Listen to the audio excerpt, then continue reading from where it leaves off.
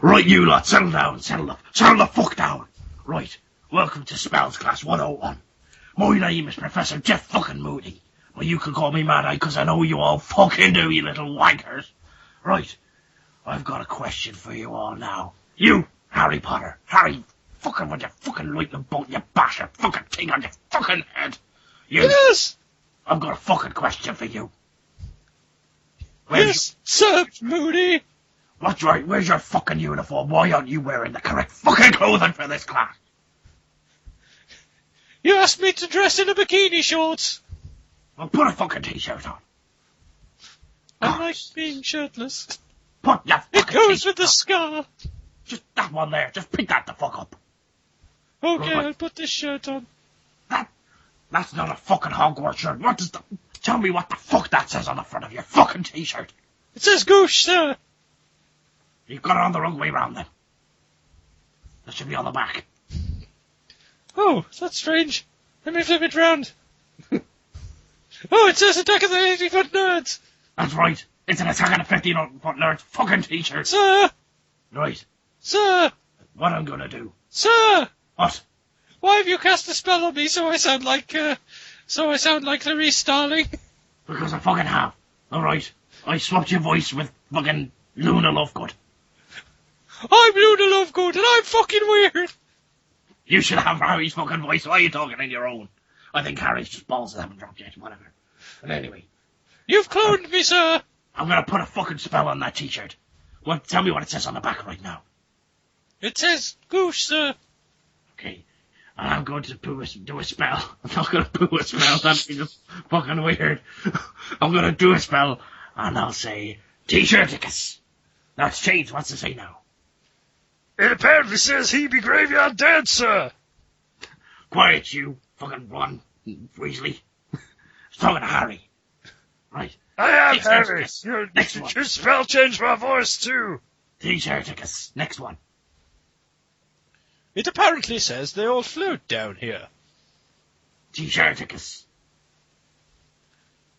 This one says I'd jizz on that for $1. T-shirticus. This one says I've got sexy hands. T-shirticus. This one just says Ghost Hawk. T-shirticus. Yeah, yeah, yeah. T-shirticus. Oh boy! Somehow you've turned me. Why am I Harry Potter? You've just turned me into Stan Lee. Thwippity thwip. Oh, I've got that on my T-shirt too. Yeah, that'll do. T-shirticus. Uh, T-shirticus.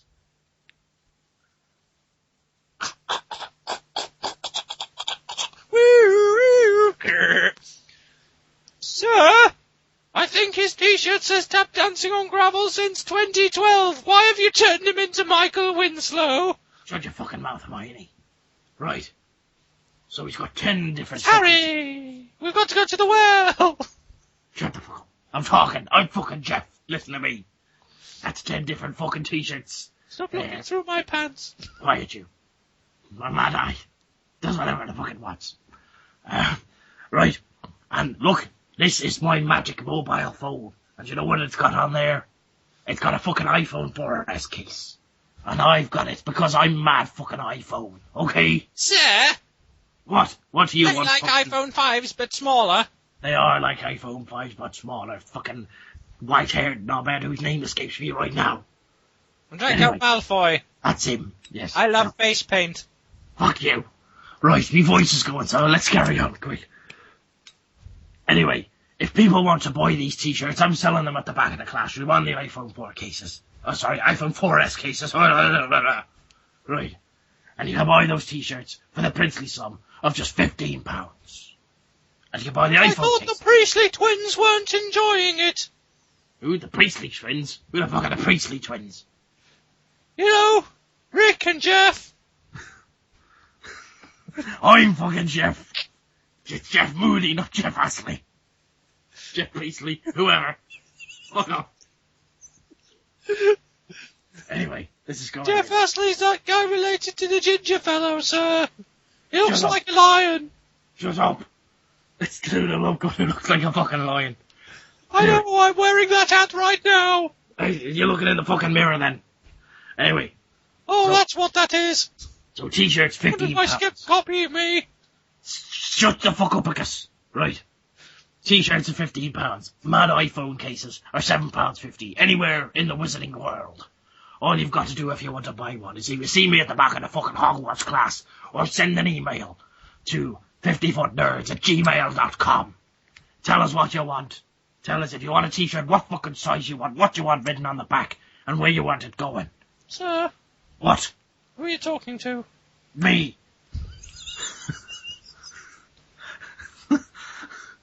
And if you want an iPhone case, just say you want a fucking iPhone case. What'll happen then is you'll get a magical fucking spell email telling you where to pay your PayPal money to. Once you've done that, they'll send you the t-shirt and you'll also get a super secret sexy bonus fucking Mad Eye podcast. Sir? Yes. What? What do you want, fucking Bruno Mars, black kid looking fella? I don't know his name. I brought my bass guitar. I don't give a fuck. Right. Once you've done that, well, you'll get your podcast, you'll get your item, whatever the fuck you've bought, and then that's it. That's done. You're fucking amazing. Right. If everyone's ready, let's turn Harry Potter into a good actor. Ready? By the 4th movie, you should be ready. And Daniel Radcliffe-icus. It seems to have not worked to turn me back into Louis Armstrong. Who did the Louis Armstrong-icus spell? I did. Well, fuck you, Luna. 50 Louis fuck Armstrong is sexy. Fuck off. The 50-foot flooded nerds. me drawers. Shut the fuck up. The 50-foot nerds. They're like Hogwarts, but with left magic. Call me Jeff. Now, one thing that I discovered last night is I discovered that if you start off by talking as George Takei, you can turn into Roger Moore. What? Yeah, yeah. Now, if you go, oh my, as George Takei, and then keep talking in a British accent, you kind of turn into Roger Moore. Yeah, Right. yeah. No, you go, oh my, I'm very British and I'm Roger Moore. What? Yeah. And then you go like, oh yes, hello, I'm Roger Moore. I'm just the bad guy in the Spice Girls movie. I put a bomb on their bus and tried to kill them. I was also the Saint. Let me take a whiff of my oxygen.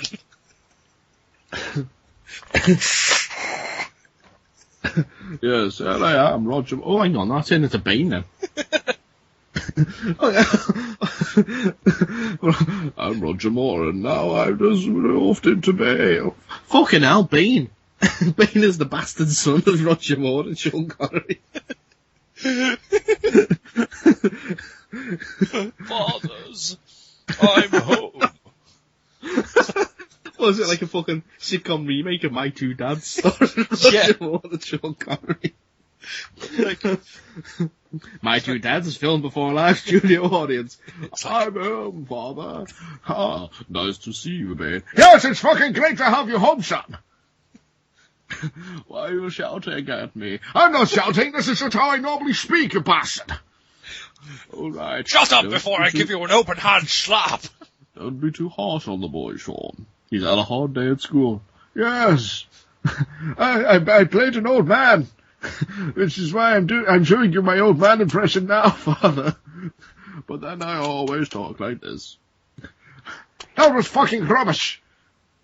What are you doing there? I'm knocking. Oh, so somebody's at the door. I'll fucking get it. Yes. Hello, Harry. Oh, the I'm fuck your are you? next door neighbour. I've come to give you a muffin basket, Harry. My name's not Harry. My name is Roger. This is my husband, Sean, and this is our son. When did we get fucking married? When we had a son. Remember, I got you pregnant and said you didn't want a bastard child. Well, he's already a bastard. Can somebody mention a bastard? I'm your other fucking neighbour. I've got... I'm from across the hall. From across the... My name's Jeff. You can call me Jeff. I'm just imagining an intro like Friends now. It's all like just pain jumping on the settee and shit. So no one told you life was going to be this way. Your job's a joke, you're broke, your love's like fucking DOA. No, it'd be like, you know, the bit where it does the, second year. you know, where it does the whole, so no one told you life was gonna be this way. Yeah. Each clip of that is just got a clip of Sean Connery hitting 4 separate people. Yeah. Open palm slap. So no one told you life was gonna be this way. Open palm slap. Your job's a joke. You're broke. You Gotham will. charge. I'll be there for you. Mr. Wayne. When the rain starts to fall. No, when the night starts to fall. That's a reference to Nightfall. You know, the comic series in which I was introduced. It's all fucking dudes on this program, though. It's like the opposite of fucking shit. Yes. I'm Clarice Darling. I live over the road. I've come to visit you. Oh, right, have you? Yes! Yeah, I don't know what this is. Hello! I'm a new character. Fucking Luna Lovegood turned up too. Hello there! I came to Diagon Alley! I came to say hello. Well, how are you? My name's Clarice Darling. Why have you got the same voice? I don't know. Twins! Maybe I'm your mum. There's one way to tell you pair apart. And what's that then? When Clarice talks, she has porn base behind her. Really? Yes! When I do, I have porn base behind me. How about you get him out with now? All right, that's nice. Yes, it is, isn't it? What the fuck is going on? I've my meds kicked in hell, eh? I don't know what the fuck's... Help me. Fuck it, if you... I'm off through this door. It goes over to the wall. He's like, Tap, tap, how do I Diagon Alley. Yeah. Okay. Yeah, he just taps on the wall and then fucking, Voldemort's like, I've got an easier way to do it. Just grabs a brick, puts it in the wall. Oh fuck, why did we move to Russia? Quick, get me some crocodile. Well, that was a bit odd. Oh, should we do a show? We probably should. Alright then. Talisa Contastavlos. She sounds like a Bond villain. Good evening, Mr. Bond. I have stolen your marmalade. I'm here to steal it back! Forgive me for what I have done, Mr. Bond, for we're young. I shall send my henchman Dappy to get you. Look at me weird hat, motherfucker! I'm going to shoot you. Bang. Hello, it's me, Roger Moore. I'm here too, Sean Connery. No, that's kind of like... Sure, you're not Sean. No, I'm Jeff! How come everyone who plays James Bond is a fucking psychopath? You've got Roger Moore blowing up the Spice Girls. You've got Sean Connery slapping women. You've got Daniel Craig stealing marmalade. What's that? Fucking we need Lazenby, Dalton and Brosnan. Going, I'm not strange, honest. He's like, now my army of midgets, fetch me more Batman. Doing what? Pierce Brosnan's got an army of midgets. Yes. God. That's the only thing. He's completely normal in every other respect, but everyone, like, he lives in a house like the fucking, like Willy Wonka. I'm sorry, I lost all respect for Pierce Brosnan as James Bond after he lost a fight with Mrs. Doubtfire. What? Yeah, in Mrs. Doubtfire, like... You meant in an actual James Bond film? Oh yeah, did you not see that scene? He's like, hello, I'm James Bond, look at me, yes, it's me, Pierce Brosnan. Oh shit, here comes Robin Williams dressed as a woman. Oh, he's punched me in the face. Oh man. And that's just the intro sequence. Yeah. James Bond will return in Mrs. Doubtfire. Hello! I've been expecting you, Mr. Bond. I've had a stroke. This is going to be the easiest fight I've ever had, Moneypenny. Why do you sound like Voldemort? I don't know. Pierce Brosnan is Voldemort in disguise, as well as Prince William, Harry. Oh, imagine if they'd have brought Pierce Brosnan back for the next James Bond film now that Voldemort's his boss. It's like, M would like to see you. Sit down, Mr. Bond. What is it, M? I'm coming to talk to you about something. What is it you want to talk to me about? Things and spy stuff. Oh, well, that sounds riveting. Yes, it does. Money Potty pops in. Does anyone want to lose? We have a problem. Yes, please. Yeah. We have a problem. What's that? Old agents are putting bombs on buses full of pop stars. And then slapping them in the face, Harry. We have a problem. There's no marmalade. It's because I took it all. Now die, Sean Bean. Bang. Oh, fuck, not again. Oh, 2 rewards. That damn ring. Okay. Yo. No, I'm just the last Bond film that Sean Connery's in. Fucking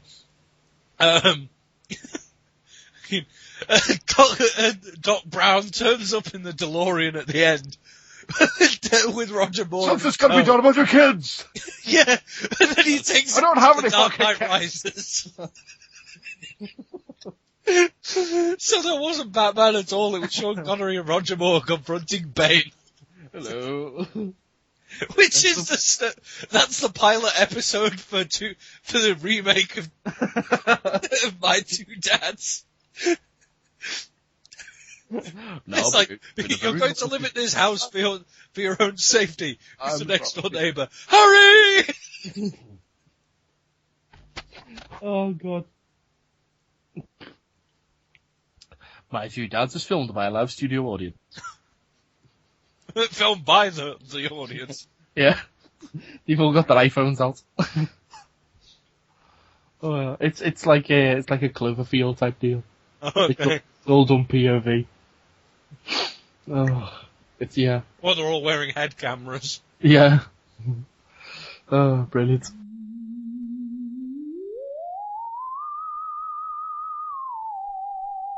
They came like a bolt out of the blue to discuss everything in geekdom. When Andy and Mike get together, it is the attack of the 50-foot nerds.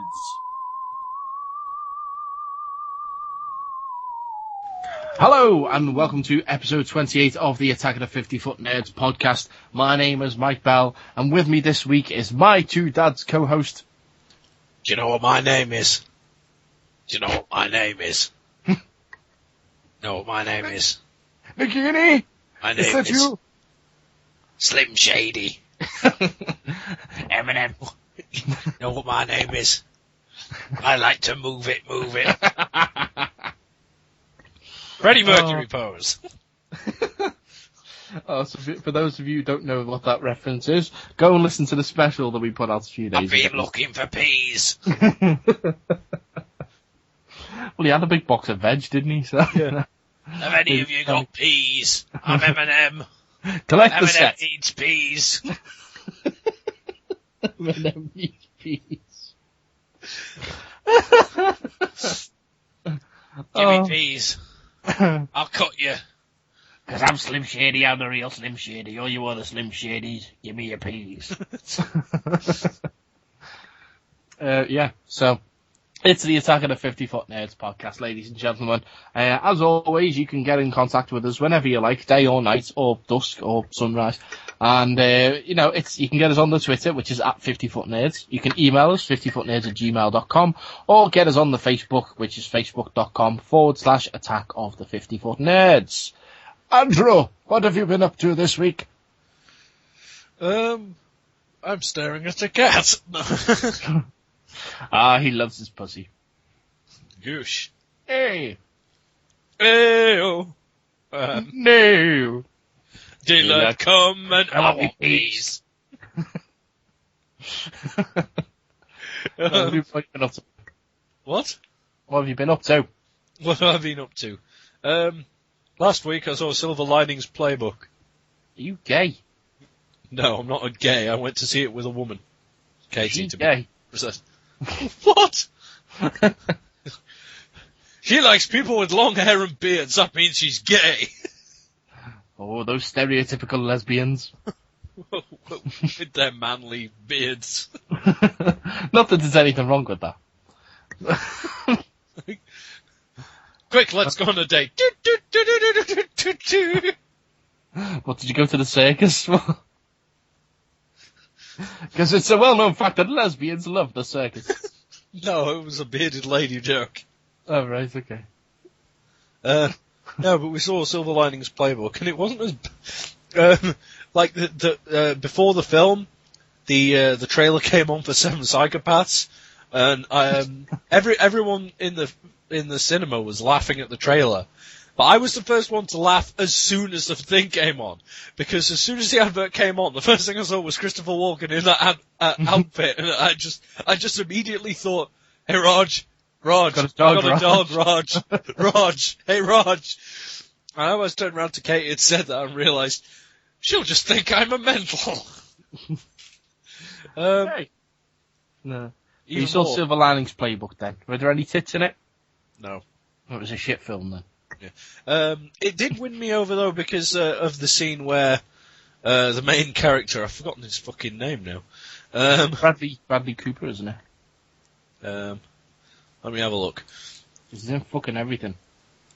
It's either Bradley Cooper or one of them, no beds. I know that the chick is played by Bradley Cooper, there you go. There you go. The chick Tiffany is played by the same woman who played Kane, the lass in Hunger Games. Yeah, Bradley Cooper. His name was really think Pat. I've seen the Hunger Games? Come on. His name was Pat.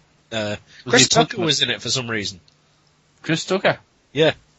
Okay. But yeah, I was watching that because Pat was at his friend's house. Mrs. Goggins collecting the post.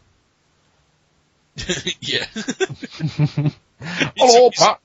He took his cat Jess with him, and then Jess decided to Special solve delivery mystery. Service. Silver Linings Playbook. And then Jess decided to solve mysteries. Jess. Yep. You can tell we've got kids. Yes. How did you guess? With Jess. I always love to guess Jeff. with pussy. Guess with Jeff. Welcome to the new fucking show. Guess with Jeff. What does my magic eye see this week? If you get it wrong, the fucking Cruciatus curse. If you get it right, the fucking Cruciatus curse. Well, Sit down, you Bruno Mars looking fuck. What's in it for us, sir? Shut the fuck up, Harry Potter. I still look like a lion. Cruciatus. Oh! Next week on Guess with Jeff. If you get it right, I'll fucking stab you in the face with my wand. By wand, I mean penis. You fucking kids deserve eye rape. Oh. Sam. The series gets cut because the last scene in the second episode is Mad-Eye Moody screaming, "Which one of you kids wants a skull fucking?" Skull fuckicus! Skull fuckicus. How do you think he lost that eye? Voldemort went back in time and fucked Mad-Eye Moody in the eye as a child. Oh, God. That's why he's so angry. It's like, that no-no's fucked went back in time and fucked my eye out. Just imagine how I'd be if I'd had some fucking therapy. But no, they couldn't afford it. My parents said a skull fucking was good for me. So I gave them the Cruciatus curse. I used that weird puppet curse that I've forgotten the name of. And I made them skull fuck each other. My dad was alright because my mum didn't have a penis, but boy was she blind.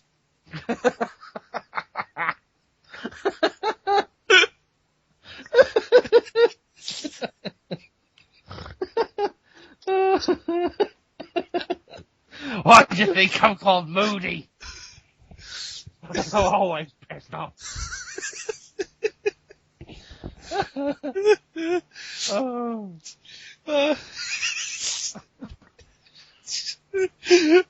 Christ! So there were no tits in the Silver Lining playbook then. No, but what I was going to say was the film won me because Pat went over to his friend's house and didn't meet Mad-Eye Moody and get skullfucked. Or Mrs. Goggin. Yeah, but they were. What about Ted Glenn? Was he there? No. Oh. But What about that creepy friend, Julian why? kid who came out of nowhere? Hey, What about his son Julian? Was he there? no. He appeared one day along with Pat's wife. Fucking mail order bride. Brought by the stork. That would have been a bit weird if fucking Ted had, fucking Pat had bought a mail order bride. It's like, what have we got in the shop today, Mrs. Goggins? Well, Pat, you mail order brides are on you. Alright, Pat, how you? You be my husband now. My name is Mick Jen. You order me from Tehran. I bring Julian with me. Oh, fuck. You look a bit ginger to be from Taiwan. This week on a special episode of Postman Pat. You get married, Pat? You get Next me on checkbook TV. now. Stay tuned for the special episode, straight after Guest with Geoff. See, BBC's output's changed a little bit, I've got to say. Yeah. See fucking BBs! Welcome to the bedtime hour with me, Jeff. I'm gonna read you a fucking story. Alright, kids. It's called Fight Club. In the fucking night garden. Who's not in bed? Iggle Piggle's bastard and not in bed. I'm gonna fucking Cruciatus. And they fall down bang. Just staying all night. Fuck off! Oh God! Next time I have Connor, because I'm pretty sure that Iggle Piggle does that, doesn't it? When Iggle Piggle's not in bed, he falls over. I'm making Connor watch in the night calendar when it does that. I'm going to yell Cruciatus at the telly when he falls over and see if I can get Connor doing it.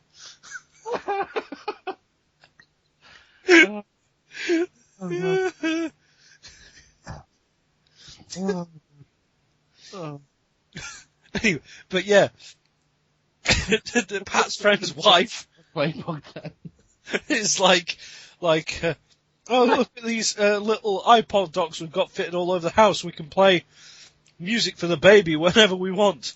And then Pat goes, "Can you play Ride the Lightning by Metallica?" And I was like, everyone went, "Haha," and I was like, nice. And then later in the film, this movie, if the audience went, Yeah. And then, Number one at the box office this week, Silver Linings Playbook. It's the movie that'll make you go, and stick that on the poster. I'm Clarice Starling and I approve!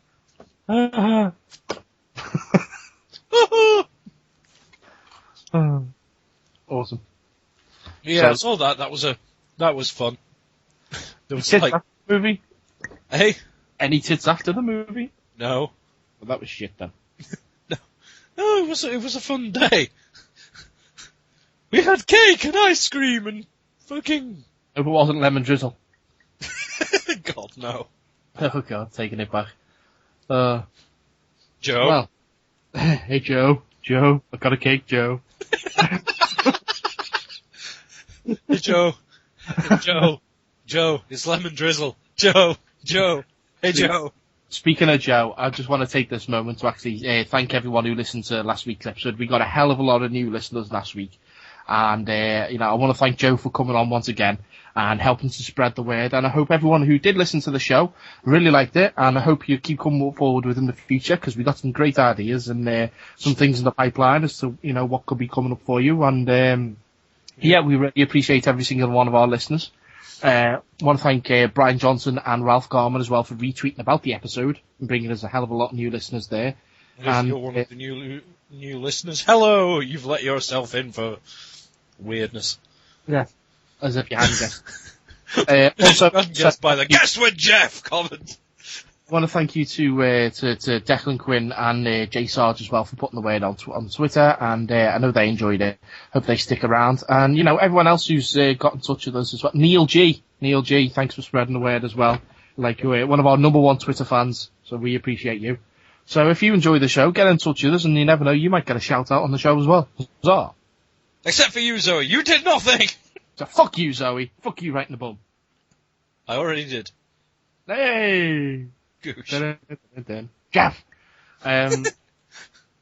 That's his new sounder. I once put in a false eye and fucked her in the eye! Why'd you think they call it a brown eye? That's why she called me Mad Eye Jeff. I'll beat your brown eye blue. So thank you to everyone. My week, what did I do this week? I lost my job. So there's that. Yeah, and then over the weekend I went to the pictures with the kid. We went to go and see the Lorax Kids Club, Saturday, Sunday morning Kids Club thing, like £1 each for me, and that was supposed to start at 10 o'clock. 10 o'clock comes and goes, nothing. 10:15, nothing. 10:30, the film still hasn't started. And then one of the ushers comes in and went, "Oh, sorry, the projector's broke." I'm like, "Oh, for fuck's sake." And they were like, "Well, we can either give you a refund, or that new film, Rise of the Guardians, is just about to start in 3D on another screen, so you can go and see that for nothing, and we'll give you some 3D glasses as well." Nice. So we went to watch that. Cool. I enjoyed it. It was a decent film. She was getting a bit restless because by the end of it, we've been in the pictures like 3 hours at this point. So yeah. But no, she seemed to enjoy it as well. And then let's see what else has happened. Yesterday, I got a new job, so that's all good. Nice. To break the cliffhanger there. So we'll start that in anyway. Also, that's something that I watched last week was that movie Safety Not Guaranteed. I mentioned it on the show last week or the week before. Really fucking enjoyed that. Really enjoyed that. Nice little indie film. It's the same guy who's doing the Flight of the Navigator movie. He directed this. So definitely worth checking out if you can see it. Really fun film about a guy who claims he's built a time machine. Mm-hmm. Good film. So there's that. What he's like the end of the film? He's like, "I've invented rape sticks, Marty." Well, I'm not going to spoil it, but yes, yeah, there's the deleted scenes. No, you'll have to check out the movie. It's really good fun. Really good fun. So there's that. Right. Now that that's over, let's talk about some people in geekdom. Shriek in terror! It's time to discuss people in geekdom. Okay, right. Our first people in geekdom story this week is about Bob Gale, producer and co-writer on the Back to the Future movies. Now this week, the Back to the Future hoverboards went on sale. Yes. Yes, the replica hoverboards, I should probably clarify. Or as this article says, hoverboards. Hoverboards. Yeah, man, I got me a hoverboard. Where does it say hoverboards? I don't see that. Pardon? Where does it say hoverboards? Just above the video clip. Hoverboards. Oh, yeah. Here it is. Yeah, I'm yeah, sorry, with my, for some reason I've my mind automatically makes me look at the spelling mistakes first. Alright. Okay, well, I'm what you would call a super Nazi. No grammar for you! These replica hoverboards, limited run, retail for about $140. You have to pre-order them and what have you. They were released this week, and they look great. They weigh the same. They're decent products. However, they promise high quality sound effects as heard in the movie. They don't sound anything like they do in the movie. The stand that they come with is rubbish, and they don't stand up on that stand. And the lenticular, stickering on the actual board itself is not lenticular. Huh. And Bob Gale has basically said, yeah, they're a piece of shit. So he says that, let's see now. So it says that it misses the mark, basically. It's not a disaster. The colours, dimensions and weight are great with a solid build quality, and the box graphics are a lot of fun. But if it was $70, he'd give it an A, but at the price that it's selling at now, around about $130, $140, he said it'd only be worth a B, and he wants an A.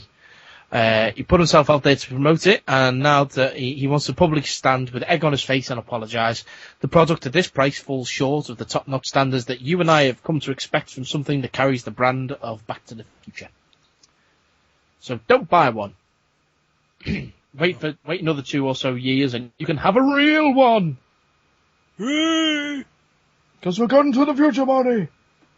The future! Personally, I'm waiting for the Back to the Future brand of rape sticks. Won't be long now. Okay. Right. We should totally sell those. God.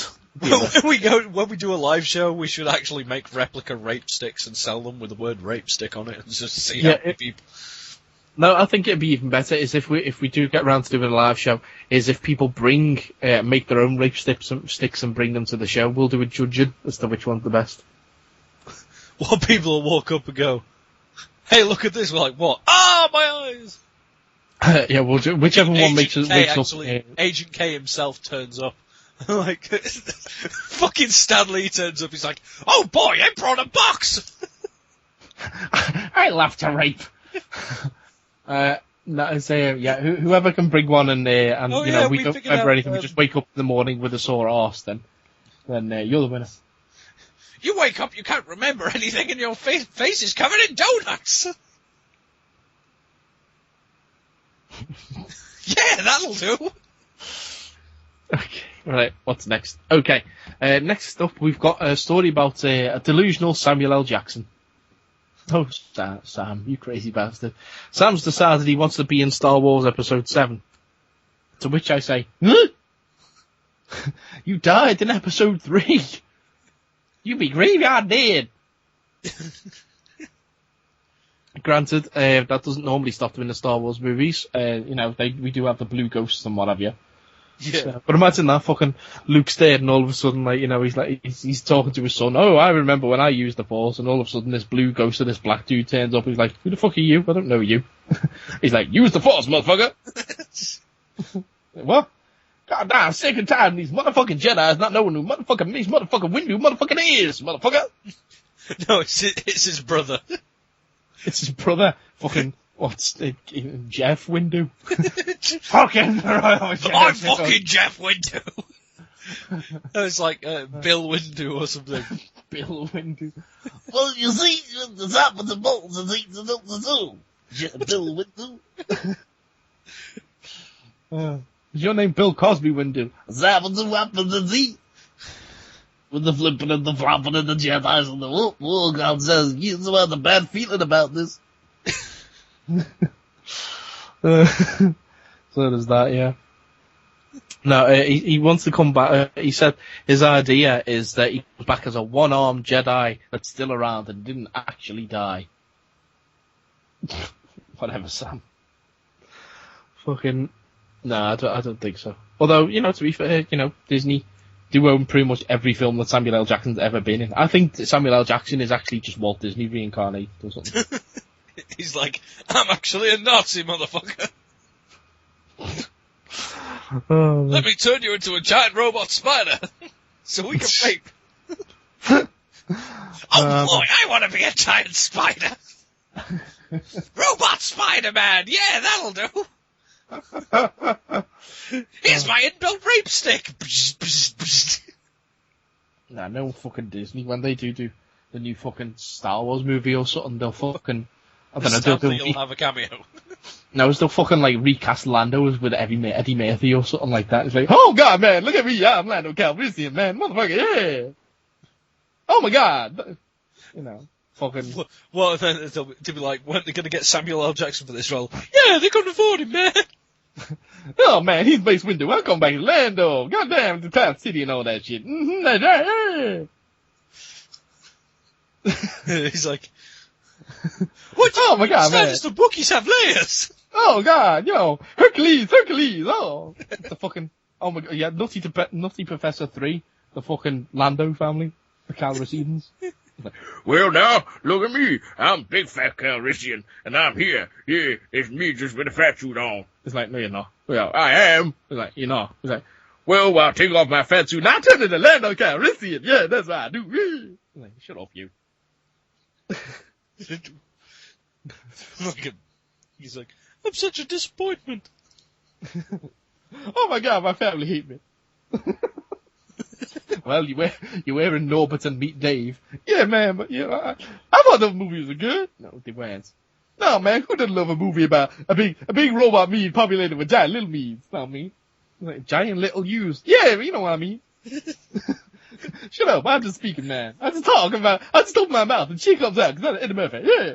I'm the Beverly Hills motherfucking cop, yeah. I speak really fucking fast. And I'm Chevy Chase. What the fuck are you doing here, Chevy Chase? Chase me!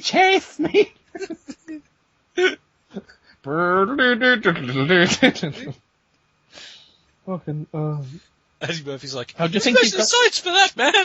I was gonna say, do you think you get them fucking on the internet? You get, those dudes who love fat women and stuff. They're chubby chasers. Do you think there's women out there who love really, faded 80s TV, not TV, fucking movie stars from the vacation movies? And like, are you Chevy Chase? No. Are you Chevy Chase? No.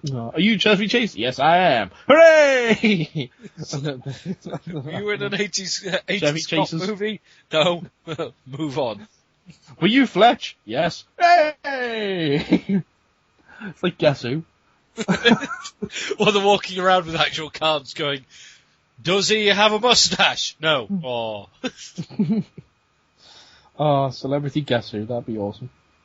Does he have a beard? No. Was he in Fletch? Yes. Hey! I'm gonna make that fucking celebrity guess who. Well, and at the end, the rule is you've got to jerk off over the card you won. Whilst weeping. Use your tears as lubricant. You voiced Scooby-Doo! I mean, Shaggy. Which is appropriate for this moment. It wasn't me. Not that Shaggy. I didn't spooch all over the counter. It wasn't me. Actually, that's something I used to do. I used to do Spooch Shaggy. on counters. No, it's Shaggy. It was wasn't me. It's and Sean Paul with the shaggy ball with the ta-da. I used to say that Shaggy and Sean Paul were the same person, just played at different speeds. Because you've got Shaggy's down here, I'm watching you go, you're speeding up a little bit, and you go shaggy ball with the ta-da with the beep bop bop bop the bomb. It's just like fucking speed it up slightly. So basically, Sean Paul was just Shaggy when you injected him with fucking speed or something. Yeah. Are you Shawnee Paul? Or wasn't me? Are you really, really sure? Or wasn't me? What if I inject you with this? Maybe it is a Shawnee Paul! Or like, Shaggy is actually Sean Paul when he's high. Use a Rasta. Was me. Yeah, so Samuel L. Jackson, you deluded bastard. Speaking of other deluded bastards, with Star Wars Episode 7, Ewan McGregor wants to come back as Obi-Wan. What? Yeah. Now, I mean, as much as I said that it'd be fucking weird if fucking, Mace Windu just turns up as a blue ghost. Imagine that fucking, fucking Luke's there with his kids or whatever, and he's like, it's like at the end of Jedi. He looks over and there's old Obi-Wan and there's fucking Yoda and all that kind of stuff. And then he's like, oh, who's that young fella? Oh, I suppose it's me dad. But he knows Obi-Wan, he knows what Obi-Wan looks like, and all of a sudden he's just there, he's like, hello, it's me, it's Obi-Wan, I've turned up now. It's like, who are you? He's like, it's me, it's Obi-Wan, I've had a facelift. It's like, Well, what they need to do is do, like, those, like, videos online where the people take a picture of themselves every day for, like, a year or whatever. Or just slowly morph them into fucking... And, like, get, like, fucking Alex McGuinness or whatever the fuck his name was. Alex McGuinness? Like, you mean Alec Guinness? Yeah, whatever his name. Fucking Terry McGuinness. Get Terry McGuinness, right? Fucking Batman turns up. Fucking This Mark kid's Hamill. walking around. It's time to see you again, Bats. Fucking Terry McGuinness is walking around on set. They're like, who the fuck are you? He's like, I'm Batwan Kenobi. Bat Jeff. I'm Batman. I'm Batman. No, I'm fucking Batman. I'm Batman. Now, which of these kids wants a skull fucking? I don't care which of you's Batman. I'll take you all on, Bats. Are we making a Star Wars movie here, George? Don't know. Like, I don't know. I'm busy counting the condiments on the tea trolley. There's no security on this set, Bats. Who are all these people? Why, I'm in charge of security. I just looked at their badges and said, yeah, that'll do. No, fucking Batman turned up and went, you don't need to see my identification. I don't need to see your identification. You're Batman. Oh, boy. It's like, who the fuck else is gonna turn up? It's like, Samuel L. Jackson turns up and said, like, I told you I'm gonna be in this movie, motherfucker. It's like, Eddie Murphy turns up, oh God, no, you're not, I'm gonna be the man instead. Yeah, I'm gonna be you, man. What are you guys doing here? Just put on my fat suit, and I'll come in and I'll be the fat man, and goddamn, I see you returning the chef's dad from South Park. Well, it was about that time I looked over, and I didn't see me no blue ghost. I saw the goddamn Loch Ness Monster. I said, God damn it, Jedi Ghost Loch Ness Monster. I ain't giving you no tree pity. Fucking, like, in the meantime, because Samuel L. Jackson is busy on the set, fucking the room of mad actors have all broken free, and they've got... I want to be a Star Wars too. I want to be fucking Obi-Wan. Father, why are you trying to raid this movie? I think I want to be in this movie too. God damn it, what the fuck are you doing here? I said clean the house, bitch. Why would they let you be a Jedi before throwing you out of a plane?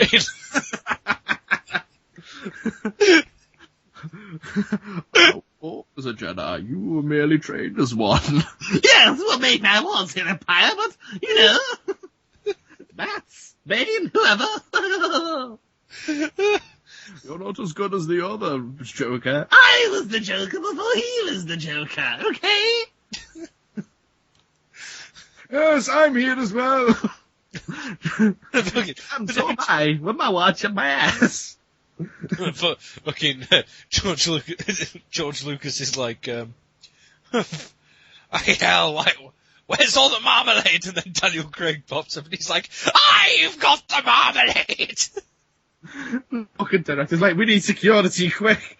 And Stanley's, I know what to do. He sets the fucking whistles on. Yeah, that'll get rid of Voldemort. It's like, oh no! Fucking chase Help them. me, Harry! Are we making a new Harry Potter movie? It's like the director's like, he runs on to the next set and the director's like, actually, yeah, we are. It's like, why wasn't I invited?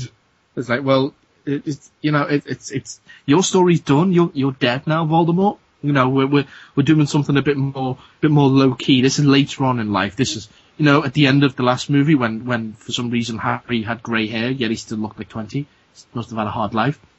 We're doing a bit where, he's having a bit of a midlife crisis and he's debating leaving Ginny and he's embarking on an affair with Hermione.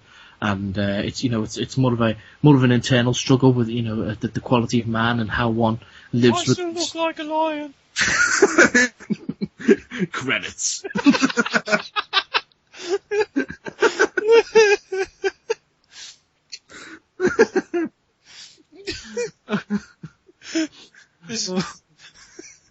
All the while, Mark Hamill's just sitting there going, "What the fuck's going on, parents?" Oh, to Ewan McGregor, no, don't go and ruin Star Wars, please. Oh. This is precisely why George Lucas both should and shouldn't hire us. I'll never get hired for writing choices. Like, Star Wars Episode 7, done. Like, fucking Avengers 3, Mad Eye Moody turns up and he has a fight with Kang the Conqueror. And then Batman's there, and the Joker, but he's not the Joker, he's Mark Hamill as Luke Skywalker, with clown makeup on. And Voldemort's the Silver Surfer. And the only way that the Fantastic Four can beat him is with a giant flying combine harvester powered by the Wurzels. The Green Lantern makes the combine harvester with his powering. You're getting your DC and your Marvel all confused here. So... It'll work, trust us. As a fight with fucking It'll be like, who would want to watch this? And we're like, well, we know 15 people that we're friends with, but other than that, who knows? You'll make $1 million pennies. Well, they'll be like, I liked most of the script, but I think we might have to cut this part where Geoff Moody skull fucks some children. And this bit with Doc Brown and referencing rape sticks. And then Stan Lee trying to write MacGyver. Why is that in there? Dunno. He just happened to be on set writing MacGyver when we were trying to film it. But you've just handed in a script. What film have you done? I call it Rog. Avengers 3, Rise of the Rog. It's just 3 hours of Raj. Hey, Raj. I'm an Avenger, Raj. Raj, I'm an Avenger now, Raj. Hey, Raj. No, it's just a whole thing of like fucking the whole film is just Loki sat looking disappointed, while Tony Stark's going, "Hey, Loki, we have a Hulk, Loki, hey, Loki." Samuel L. Jackson turns up and goes, "I want to speak to you about the Jedi Initiative." Motherfucker. Just don't invite that guy. Terry McGinnis is following him. Yeah. Oh, God. How the fuck did we get on that? I don't know. Fuck it. Joel Schumacher saw Christopher Nolan's dick this week. What? Why? Well, basically, Joel Schumacher... Yeah. No, he described Nolan's Batman movies as brilliant and said that his ones were just to entertain families and sell toys. Yeah. Now, there's a quote here from Joel Schumacher. See, what voice should I do this in? Wow. There's a picture of Jack Nicholson's Joker underneath. I know he didn't direct the one with the Joker in, but still. I'll do it in my terrible Jack Nicholson voice. I think what's interesting about Batman and how brilliant Chris Nolan is if you look at the last Batman, ours were at a much simpler time. Our job was to entertain the whole family, to make it fun and sell a lot of toys. It was a franchise. The last one is real. This is a terrible impression. The last one is really about what we're going through, the extraordinary gap between the haves and the have-nots. I think right now the last Batman is very reflective of the times we're living in, which are scary times. I'm not a predictor of revolutions, and I don't think that there will be one in the United States, but there are the seeds of it. When you have too many poor and too many rich, those are the seeds of revolution. Now, Wendy, give me the bat. Give me the Batman.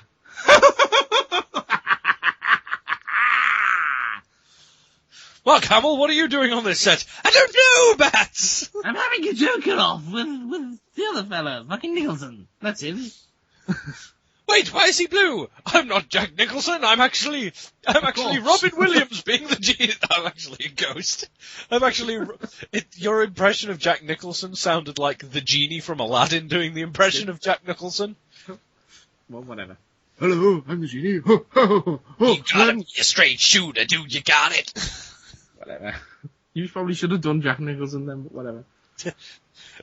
This just in, Christopher Nolan's response to Joel Schumacher.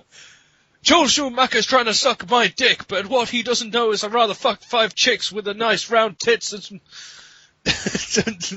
the nice... I'm gonna do some blow up a hooker's nose. You're gonna see me going round and I'm rocking my toes, cause I got my toes in my skeletons. I wear motherfucking sneakers wherever I go, cause I'm Christopher Nolan, you motherfucker. I'm seeing Superman, overseeing shit. I'm producing it, and that's the rocket shit. I'm a man and he came to Earth in a rocket ship, and I blew up Krypton, bitch. I'm gonna come over here and jump on your tits, yeah. They're like bouncy castles, motherfucker. I'm gonna go and I'm gonna do something.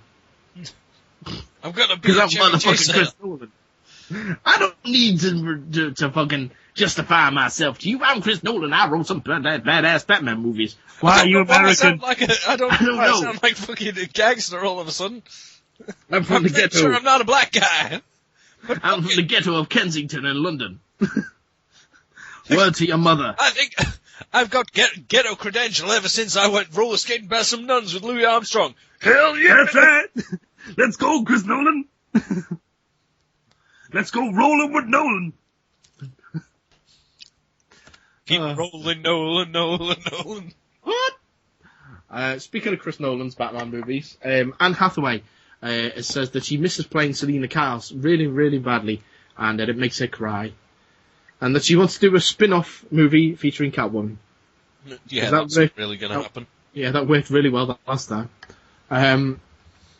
She said it was then embarrassing because at a Q&A screening the other night for The Dark Knight, I'm assuming she meant Dark Knight Rises, the moderator asked her, what was it like to say goodbye to the character? And she burst into tears because she misses her. And then she says, it makes me cry. It just makes me cry. Yeah. She says, I'm assuming there was enough Kleenex in the world, I'd love to do a spin-off. Well, I've seen a Batman movie that requires Kleenex, but it wasn't a Catwoman movie. It was The Dark Knight Triple X. Goosh. Literally. Yeah. So there's that. And I really need to see Batman Triple X. Hey, not missing much. And finally, in People and Geekdom this week is we lost a great one this week. It's time for a graveyard date. My son is dead. My son is graveyard dead. Graveyard dead. Graveyard dead. Yes, ladies and gentlemen, this week we lost the heavyweight great that was Sir Patrick Moore. He died on December... Patrick Moore! Yeah, no, shouldn't laugh. Patrick Moore died on Sunday the 9th of December at 12:25 p.m. at the age of 89 years old. Now, bear in mind, this is the guy who's...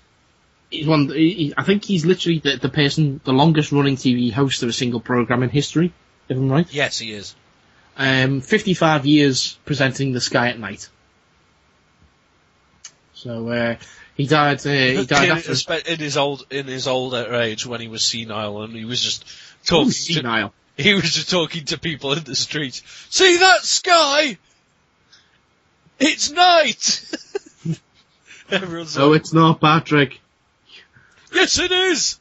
What's that star? That's a plane. It's a star! What about that one that burns my face? That's the sun. That is a star. That is a star. Well, yes, you're technically right. Ha! That's not the moon! The moon is a lie! And he just runs away down the street. No, he died apparently after a short spell in hospital last week. It was determined that there was no further treatment that would benefit him, and his wish was to spend his last days at home. He passed there with the company of close friends and carers and his cat. Not Catman, because he's already dead, but his actual cat. Is that why Catman wasn't haunting your house when I went over? Because he was busy haunting Patrick Moore? Probably.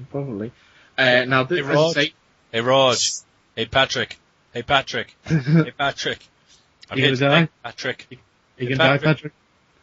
Now, Patrick Moore, apparently he had no family, never married, no children, which is a damn shame, because lovely bloke. But probably the reason why we're calling him in People in Geekdom is probably because he's best known, well, I wouldn't say he's best known, but he's well known for being the Games Master. He was the big floating head on Channel 4's flagship game program, which is really still to this day one of the only dedicated gaming programs that's ever been. Certainly the most successful in the UK, anyway. I think probably what people are going to do when they do like a tribute to him is every year on Games Master they change the location of the actual set and stuff. Like one year it'd be set in like this boiler room, another it'd be set on a desert island or in a gladiator arena. They did one where it was set in heaven, and Games Master was basically God. So, but it looks like his cheat for infinite lives didn't really work this time. No. To survive death, press up, down, B, A, and have a cat. But don't call it chess, because otherwise you have a tendency to lose your eye. Yes. Because a madman called Geoff comes and tries to fuck you. There you go, Patrick Moore. Yeah, see. Now, probably what I mean, I say, best known for Sky at Night and Games Master. What I'm always going to remember him by is back in 1996, the movie Independence Day came out, and what happened is there was a BBC radio production directed by Dirk Maggs of basically what happened in Britain during the Independence Day invasion. Oh, awesome! Yeah, it's half of it is like a War of the Worlds style faux radio broadcast, and the rest of it is almost a drama. And there's this one point where Nicky Campbell and Patrick Moore have fucked off with the RAF or whatever, and they're escaping London being blown up. And at one point there's aliens there, and Patrick Moore, to basically make a distraction so the others can get away, Patrick Moore has a fist fight with the alien. What the fuck? Yeah, and he's playing himself, and Nicky Campbell's playing himself as well, and he's basically commentating on Patrick Moore having a fist fight with this alien. And if I can, I've got a copy of it somewhere. I think it was only ever broadcast on the radio once, but I do have a copy of it somewhere. If I can find it, I'll dig out a clip and I'll drop it in here. Oh, thanks, mate. We were nearly toast. No problem. I'm Nicky Campbell. That's Patrick Moore, the astronomer. Pleased to meet you. We spoke earlier. I'm John Reginald. This thing is still alive. But keep away. Away from the alien. It's not safe. Come on. Patrick knows what he's doing. Patrick, get back. It's on its feet again. Patrick, get away from that thing! Reggie, the RAF sergeant lent us that lantern up with a revolver in the glove box, just in case he said... This is the case he meant. Either I'm concussed or I'm watching Patrick Moore fist fighting with an extraterrestrial. He is. Well, that's something you don't see every day. Patrick, get out of the way! You're blocking my shot! Ow! Time to exterminate this bug, I think. Yuck. Patrick, are you alright? My God, what a horrible experience. My head's pounding. Oh. So you've either heard that or you haven't. But yeah, Patrick Moore fighting an alien. We have. I really hope we can find it as well. I will look through. I'm sure I'll find it. Awesome. So Godspeed, Patrick Moore, another star in the sky. Yep. Yes. More things. Something like that anyway. Yeah, that top picture, is it just me, or does it look like his head is slightly too small for his body? I'm shrinking!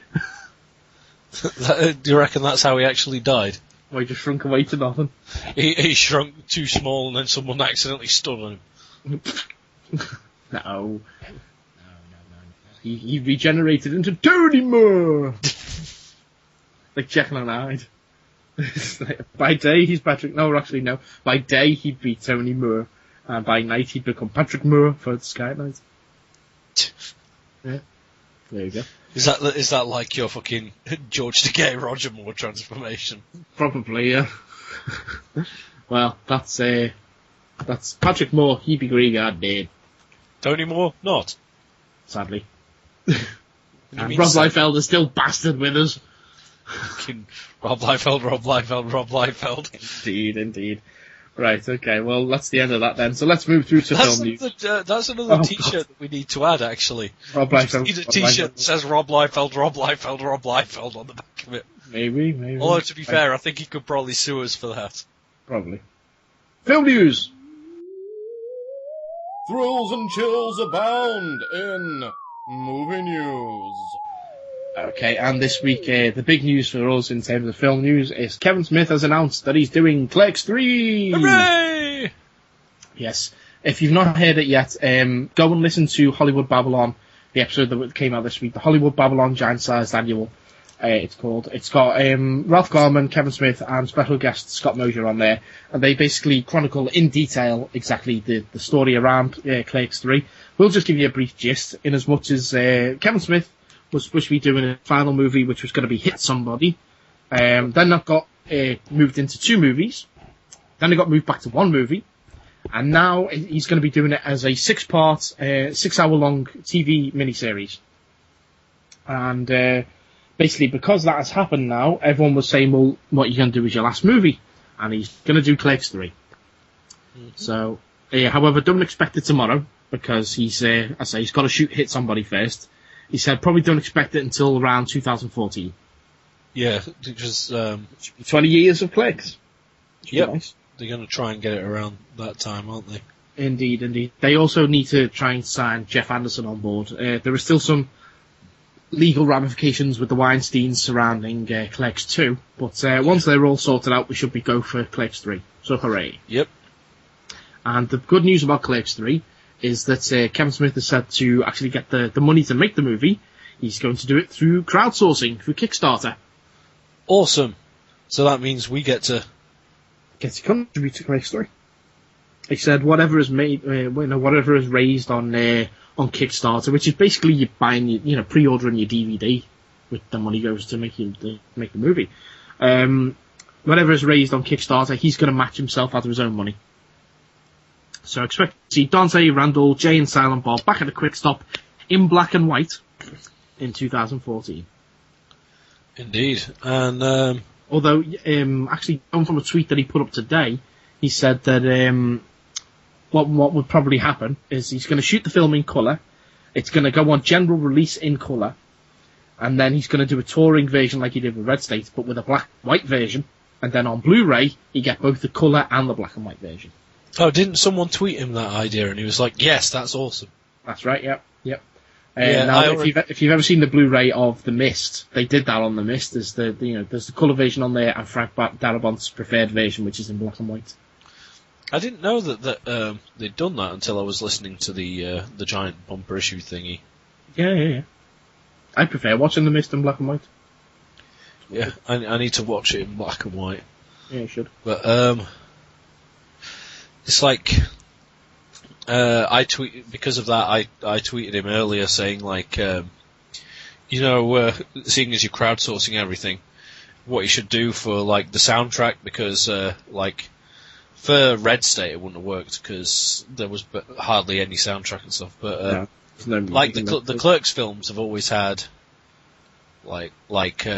actual bands playing things, like especially Clerks 2, where it had like King Diamond and Michael Jackson and all sorts of shit on there.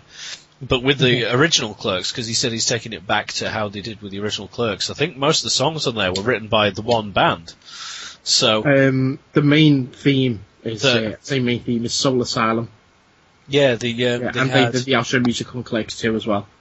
Yeah, and they were a band that Kev knew or was friends with or something.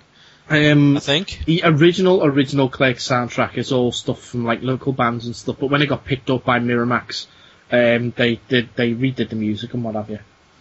Yeah, well, I suggested like what he should do, seeing as he's crowdsourcing the funding, he could crowdsource the soundtrack too, and have like people submit their band's music and stuff, and if they like it, maybe they'd consider using it in the film. Because I said, well, that means you don't have to negotiate with record companies and sort out royalties and stuff. You basically just say to these people,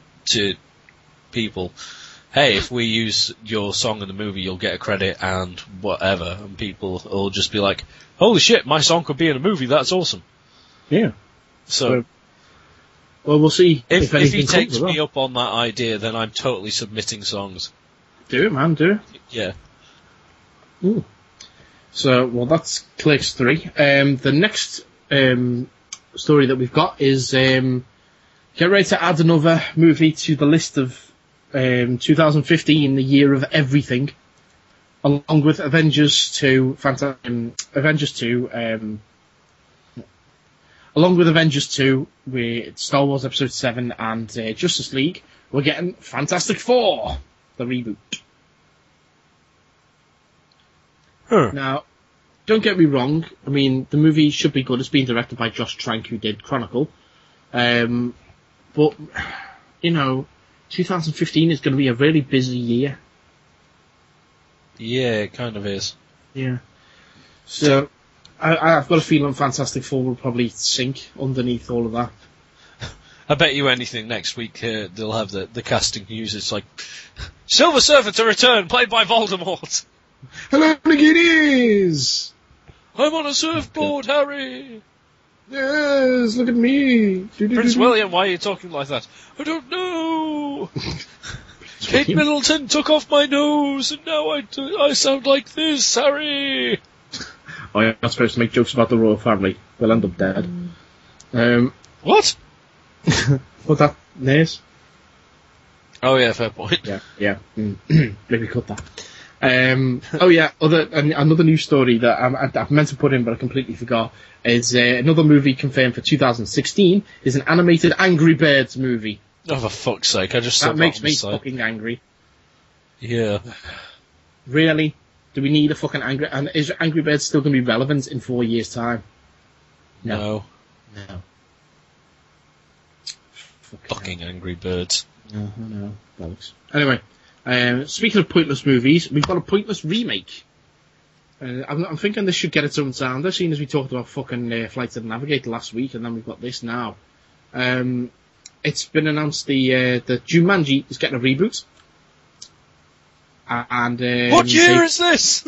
Yeah, and they've announced the writer of that movie is going to be a guy now by the name of Zach Helm. At first I misread it and thought it said Zach Braff, and I was like, the dude from Scrubs? No, he wrote Stranger Than Fiction and Mr. Megorium's Wonder Emporium, which he also directed, actually. Yes. Why Jumanji needs to be remade, I have no idea. I don't know, but I really hope that the remake's name is actually what year is this? I mean, Jumanji, it's about a couple of kids who find a board game. I'm not being funny. Why do we have to remake it? Couldn't we just do a sequel? But it's two kids find the fucking Jumanji board game again. I mean, at the end of Jumanji 1, Jumanji, the board game, ends up on this beach with some French kids finding it. So... Yeah, so then the whole movie could be a French art film. Well, maybe not. Probably they did whatever, and they fucked it off as well, and someone else finds it again. Oh, so it ends with the French kid, shots of the French kids finally getting rid of the game, and then So you don't even need to do that. You don't even need to say where it's come from. All you got to do is just find a board game and go away. Who says there isn't more than one? Well, there was Zathura, which was the sequel to Jumanji. Well, yeah, fair point. Yeah. So if we can do a sequel in Zathura, why can't we do a sequel to fucking just Jumanji? Well, why don't they just make a different board game entirely again? So then you'd have the trilogy. You'd have Jumanji, Zathura, and Zimbabwe or something. We're getting hungry hippos, aren't we?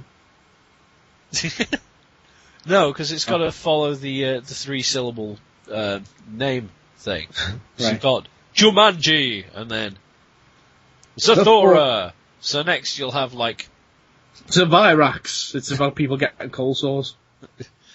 Zimbabwe. Zimbabwe. I have come out of the board game to fight you. Zaflora. So Fluoroxin. Rocks. Okay. Banana. Scooby-Doo. Stratego. There you go. There you go. That's it. Yeah, that'll do. That'll do. Stanley writes the fucking script for that. He's like, oh boy, I finished MacGyver. What to do next? Stratego. Oh, there we go.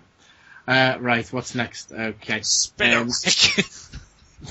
Okay, we talked about Avengers 2 just a few moments ago. Joss Whedon has announced this week that he's handed in his outline draft for Avengers 2. If it involves Mad-Eye Moody, I think we should sue. I think we should as well. Everyone heard this here first. That's really I'm it. sorry, I just opened the article after saying if it involves Mad-Eye Moody, we should sue. And the first thing I saw was it has also been revealed that Geoff. No, not that Geoff. I was like, fucking Geoff Moody is in the film. No, that's talking about the S.H.I.E.L.D. TV show saying that Jeffrey Bell, which is also strangely enough my dad's name, Marissa Tanchara and his brother Jed Whedon. I would laugh if you went over to your mum and dad's house later and your dad went, guess what? I'm off to America. I'm in a film. You're like, what? Now, yeah. So there's that's what's going to be happening with S.H.I.E.L.D. anyway. But no, that's literally the story. Is he's given some bits of paper to Marvel. Yeah. Okay. That's it. Next story is about Mr. Marvel, have a post-it note. Why are you talking like that, Joss? Dunno. I want to go play on swings. Okay, we're moving from us. We're moving from the Avengers now to the Justice League, and the rumours around this week are about the villain in the Justice League movie, and that villain is apparently going to be Darkseid. Well, duh. Well, I think they're making a really poor decision. Haven't we said that this entire time? Yes, but I mean, the fact that Thanos and Darkseid look very similar, Yes. I think that's going to be very confusing for the general public at the cinema. Yes. I think it's a terrible decision. I would have gone with something like, do you know what I would have gone with? I would have gone with Doomsday, and have the first part of the film, Doomsday, kicking Superman's arse, because obviously Man of Steel is probably going to lead into the Justice League movie. So we've already established Superman. Go in, have Doomsday kick Superman's arse. Superman's like, shit, I can't do this alone. And that's when the Justice League gets set up. Yeah. That's what I'd do. Yeah, the only reason I think they're speculating Darkseid is probably because they've done exactly what I said they'd probably do, which was they're gonna just do the Justice League and they're just gonna adapt the first storyline from the New 52 Justice League thing, because that's what it was. Basically, Darkseid turns up, and then the Justice League have to form to stop them, and all the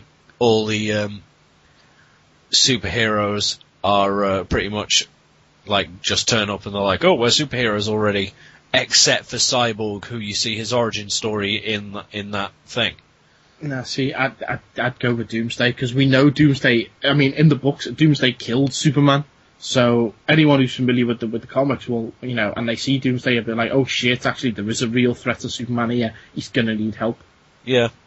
So, I mean, you could even do like Transformers 2 and actually kill Superman for a short period of the movie. You could do. How did he come back? Just because he's Superman. He's like, magic! No, it's like his body was taken to the Fortress of Solitude and robots looked after him or something. I can't remember. What the fuck? Yeah, it was lame. He came back as the $6 million Superman. Hell, why not even do, I don't know, who's a big Justice League villain? Gary Barlow. Gary Barlow. Okay. Isn't that a dude from Coronation Street? No, that's the judge on the X Factor. Oh. Who am I thinking of? Ken. No, who's a big Justice League villain? I don't know. Ken Barlow. Here's her. I don't know who would be a good Justice League villain, really. Thanos is really the only Justice League villain I can think of. I'm trying to think who'd be good otherwise. Gorilla Grodd, no. I don't know, who else would you have?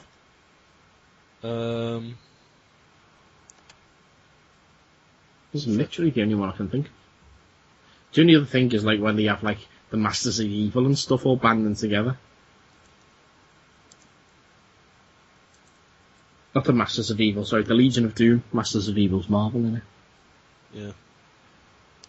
Let's have a look. The 10 greatest Justice League villains of all time. This will answer our question. Play this countdown music. The countdown music's the top of the Pops theme. That's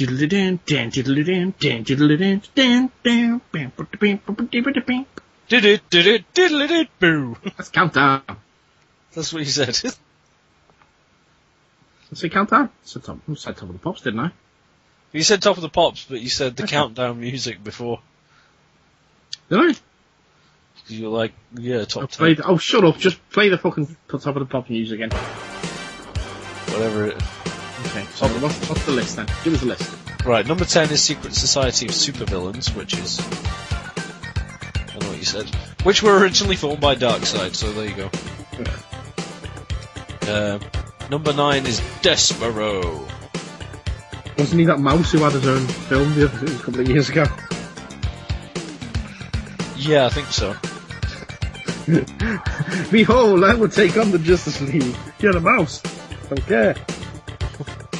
Number 8 is the White Martians. I don't even know what the fuck they are. Probably Martians in the light. Yep. Number 7, Prometheus. They'll have to pay Ridley Scott for royalties. I was going to say Rudyard Kipling. Like fucking Jungle Book. Yeah, I was just thinking the Justice League fight Baloo.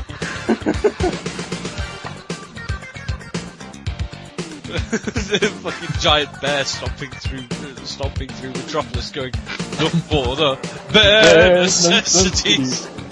Bagheera. My hips don't lie, Bagheera. Go on, let's see what else is in the countdown. The Injustice League. Amazo. Amazo. At number 5, yes.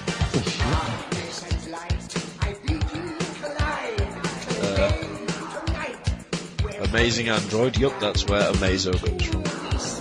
He can take on the power of humans and metahumans alike, copying everything from the flash of speed to Green Arrow's expert aim.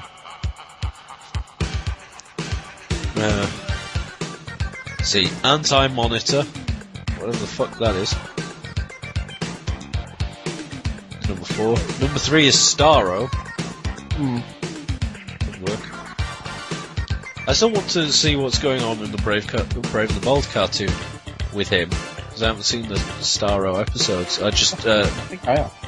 I've just seen a load of people being taken over them and going, Starro lives. Starro lives. And I remember after watching the episodes with those bits as teasers, I started chasing Connor around the house with my arms in front of me going, Starro lives! He's running away going, Starro! Let's see, number 2, Crime Syndicate of America, which has Owlman, Ultraman, Superwoman, Johnny Quick, and Power Ring. Power Ring. Yep. Owlman they can't really have because everyone would be like, what the fuck, that's basically a talent. And then number 1 is Darkseid, so that basically brought us to the conclusion that DC Comics, DC already came to. Really? So what is the fucking point of the Justice League if there's no fucking villains worthy of being taken on by the Justice League? Fuck knows. When America is in trouble from no one, the Justice League will assemble. See, why have we had loads of Justice League movies and the animated, stuff, but still nothing? I mean, Justice League New Frontier is awesome, but it would never work as a movie, because a giant island would be a terrible villain for a movie.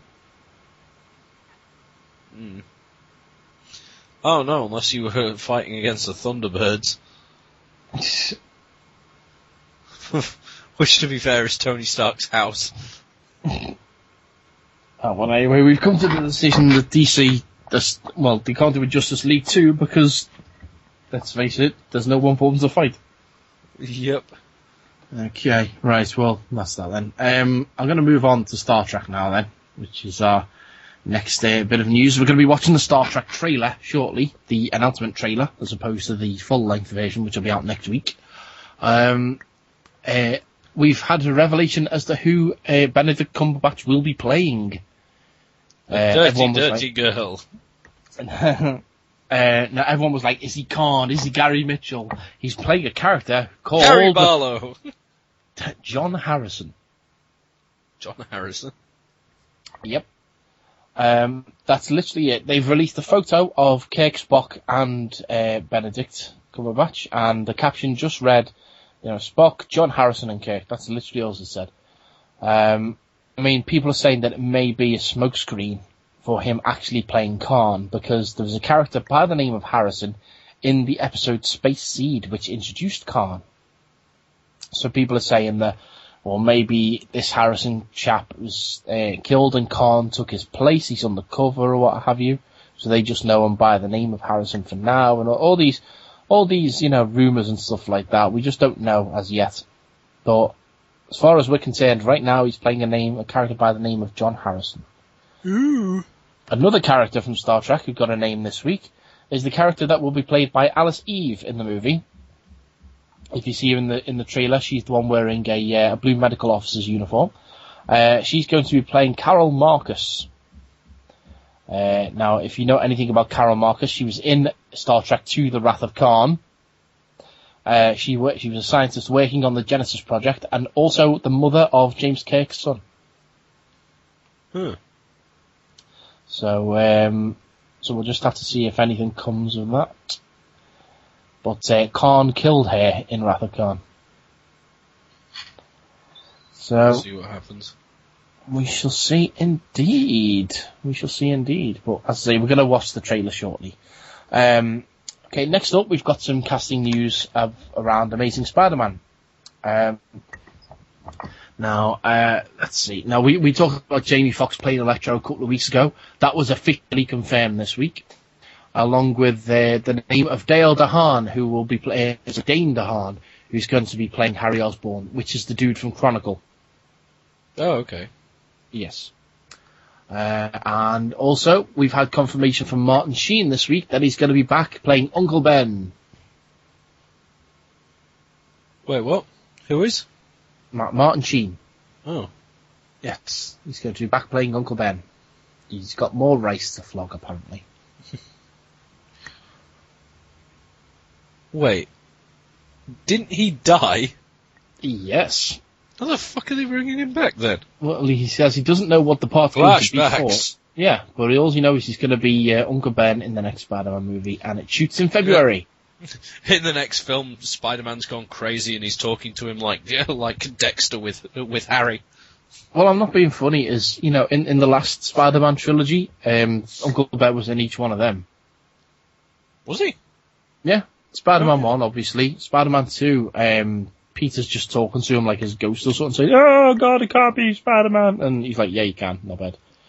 And then in the third one, you see the flashbacks to him getting killed. Oh yeah, true.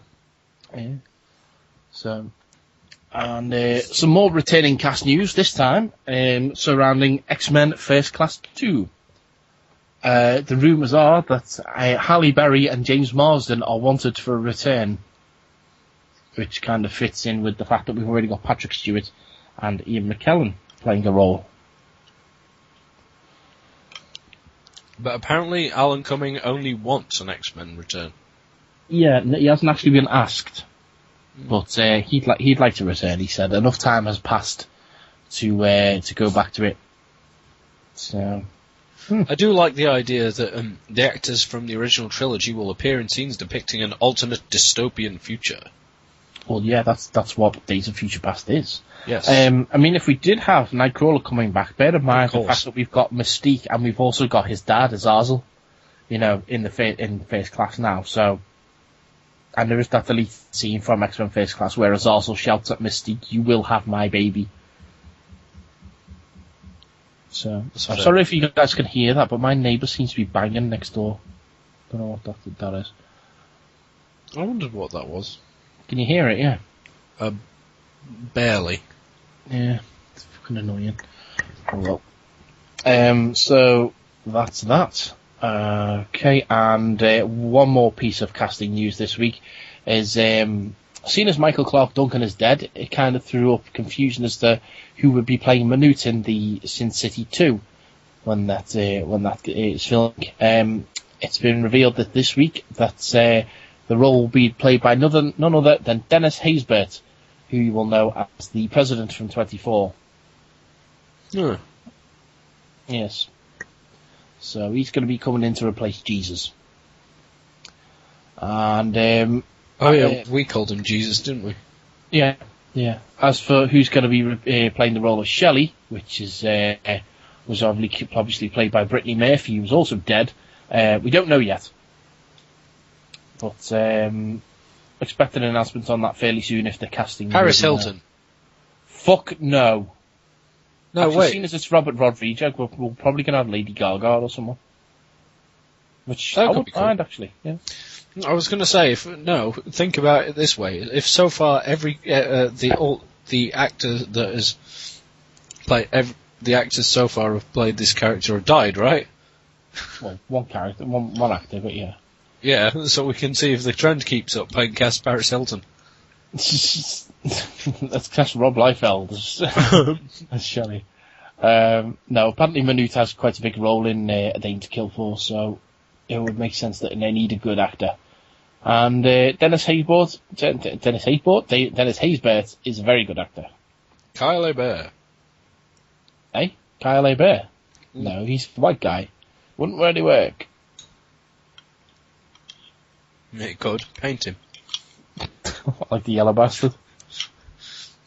No, he comes on and he's like, I'm playing the part of Thingamajig, mammy.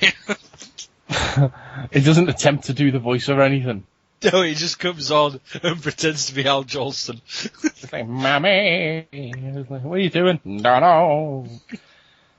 I haven't got any money today. I'm playing Michael Clarke Duncan.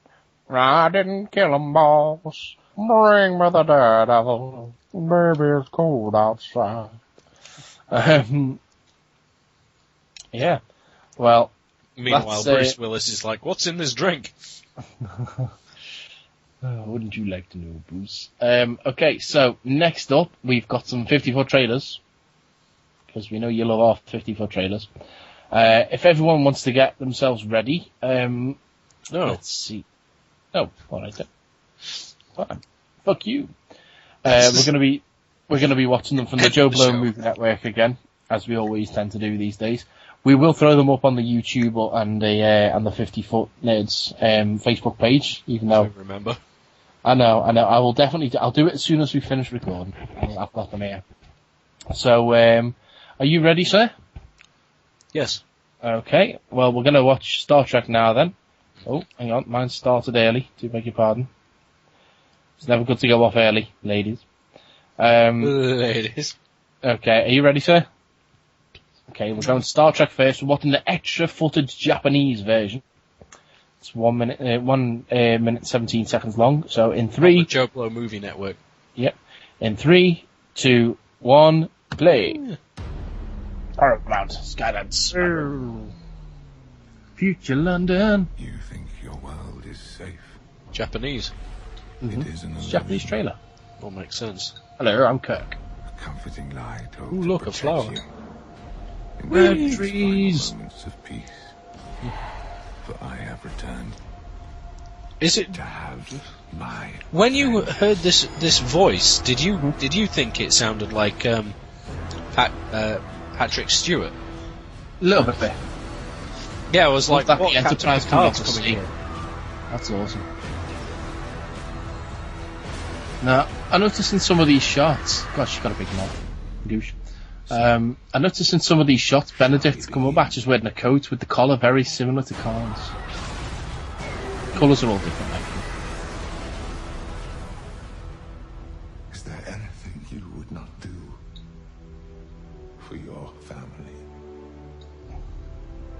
Live long and prosper. Well, there we go. Stotaragu into the darkness. Place bets now! That's our Japanese Star Trek then, ladies and gentlemen. The extra bit that was that bit at the end. Was the with the hands on the glass, yeah. That was pretty cool. It does look pretty awesome. No shots of space at all in the trailer. Which is strange for a Star Trek movie. Yeah, but I did like the shots of the Enterprise and the water and everything. That's wicked. Yeah. So, yeah.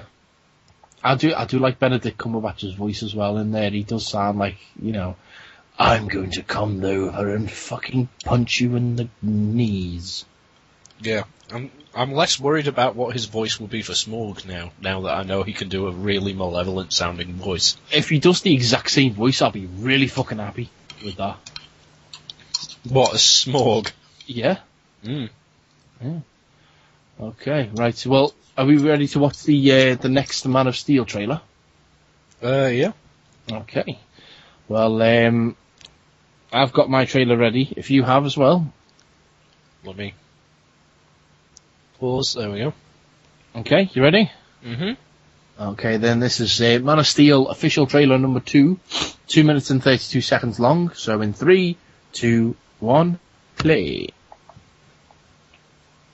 Warner Proof Brothers. of appropriate Original. audiences. DC Comics. Syncope. Oh, have you? Okay, you're getting your logos well before I am. Oh, you must be in front of me then, I'm behind you, mate. Oh, hell. Never mind. So Superman's in the water there with a big old beard. And some pencils. Keep describing. Okay, so run down a corridor, and then he's got his hands over his ears. There we go. Ignoring his mother who's been outside the door and he's crying. Shame. Yep. We're even. I'm on the back water in the water. again. Yep. Hello. Meanwhile, a stop sign. Oh god, a bus. Uncle Cracker. So I'm guessing Clark as a teenager saves the kids on the bus. You have to keep this side of yourself a secret. What was I supposed to do? Why?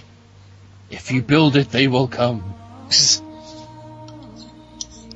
Meanwhile, on the set of Twilight.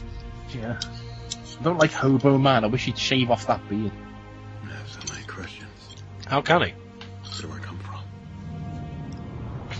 Oh, he's... Oh, he must be at the fortress the then. Superman pencil topper. You just have to decide what kind of man you want to grow up to be. I don't like the fact there's no S on the back of his cape. No. Whoever that man is. Isn't He's it? going to change the world.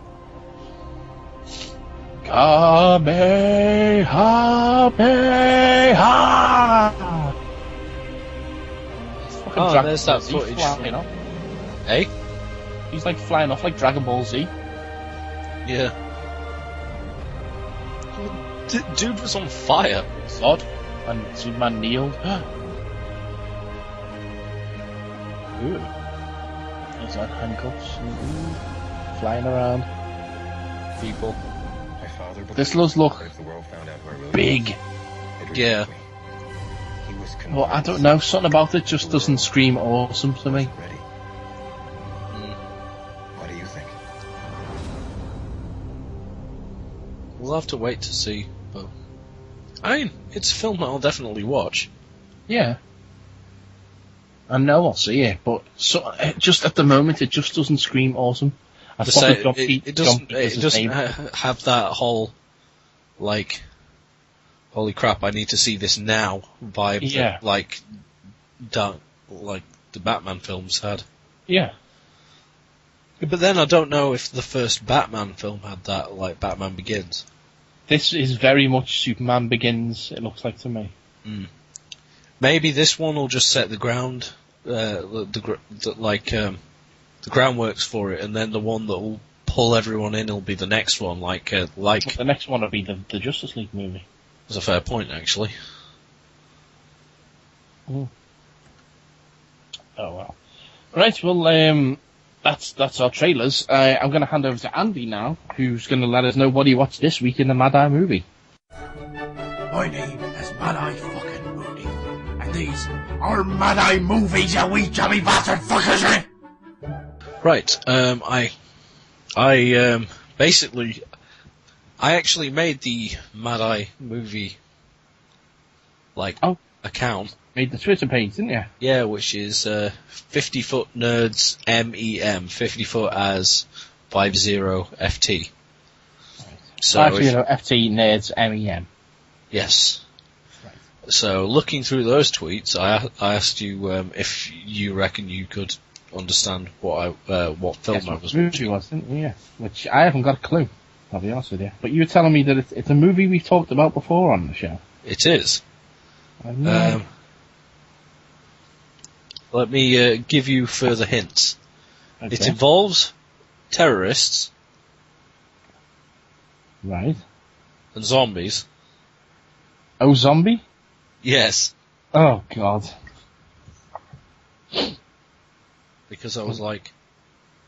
I thought you'd already seen it. No. Oh. I saw the DVD cover in Asda, and I was like, what the heck? So, basically, the film is about, like... At the beginning, the American soldiers find Osama bin Laden, and the first thing they have to do is they kill a room full of Afghanistan terrorist zombies. Right. That are there, that they've been doing tests on with this chemical. And then Osama, before he dies, he injects himself with the chemical, so they kill him. And then they get his body and put it in the helicopter, and the American government say they buried him at sea, but what actually happened in the movie was, while over the sea in the helicopter, his body reanimated and killed the crew inside, so he crashed into the sea. Right. Right, and then the next thing you see is a couple on this beach, like in, I don't know, Saudi Arabia or something. I don't know. One of these. It was probably. Fuck, what is it? The one where. Dubai. Yes. Right. Dubai. That was what I was thinking. So there, this couple at Dubai on a beach or something going. Oh, They'll look like they're at some tropical location anyway. They're all going, ooh, we're frolicking on a beach. We're the only two here. And then the woman goes, oh, I'm off for a swim in the sea. So she goes for a swim. And then all of a sudden she gets dragged under the water. And then the guy's like, where have you gone? Where have you gone? And then all of a sudden you see this lurching figure walk out of the sea. And it turns out it's Osama bin Laden. Dun, dun, dun, dun. So he kills Osama bin Laden kills the other dude. Right. And then the credits come up, and then it goes to a few years later where a group of soldiers, mostly American, but I think there's a British guy in there too. Right. Are running around. You don't need to tell us like scene by scene. Just give us the gist, because if people want to go out and see this, you don't want to ruin the whole film for them. Yeah. Well, fair enough. I'm just saying that I'm just giving points to all the really random shit that I remember seeing. Right. Because that's what I've done for the films previously. Yeah. Yeah, this was random because they were like this group of soldiers. They're killing all these zombies and like going, oh yeah, we're badass at this. And then there's a lass with a sword hacking them up, and I'm like, well, A, they got that idea from reading Walking Dead. Yeah, and sure. and B, why would an army lass have a sword? And then one of them gets bit, and then all the music goes sad, and they're like, oh, we don't know what to do, and I'm like, movie, why are you trying to make me care about this character that you only introduced to me 2 minutes ago? And then later, when they're following, two of the guys are following the chick around to help her find something. And then while she's killing zombies to let off steam because her boyfriend died earlier, the two guys are like, do you reckon zombies shit? And then the other guy's like, my mother had Beanie Babies once! And it's like, fucking... Fuck off, you with anything? I have no idea.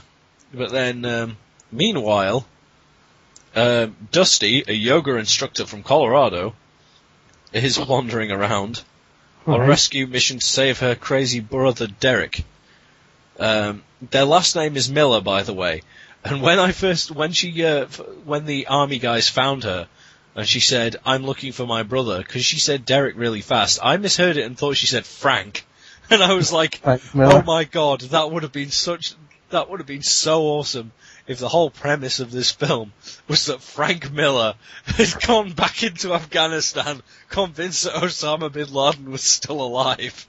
Oh, fuck it out. That would have been such a better movie. He's like, they finally find him and they're like, what are you doing? I'm here to bring holy terror! Okay.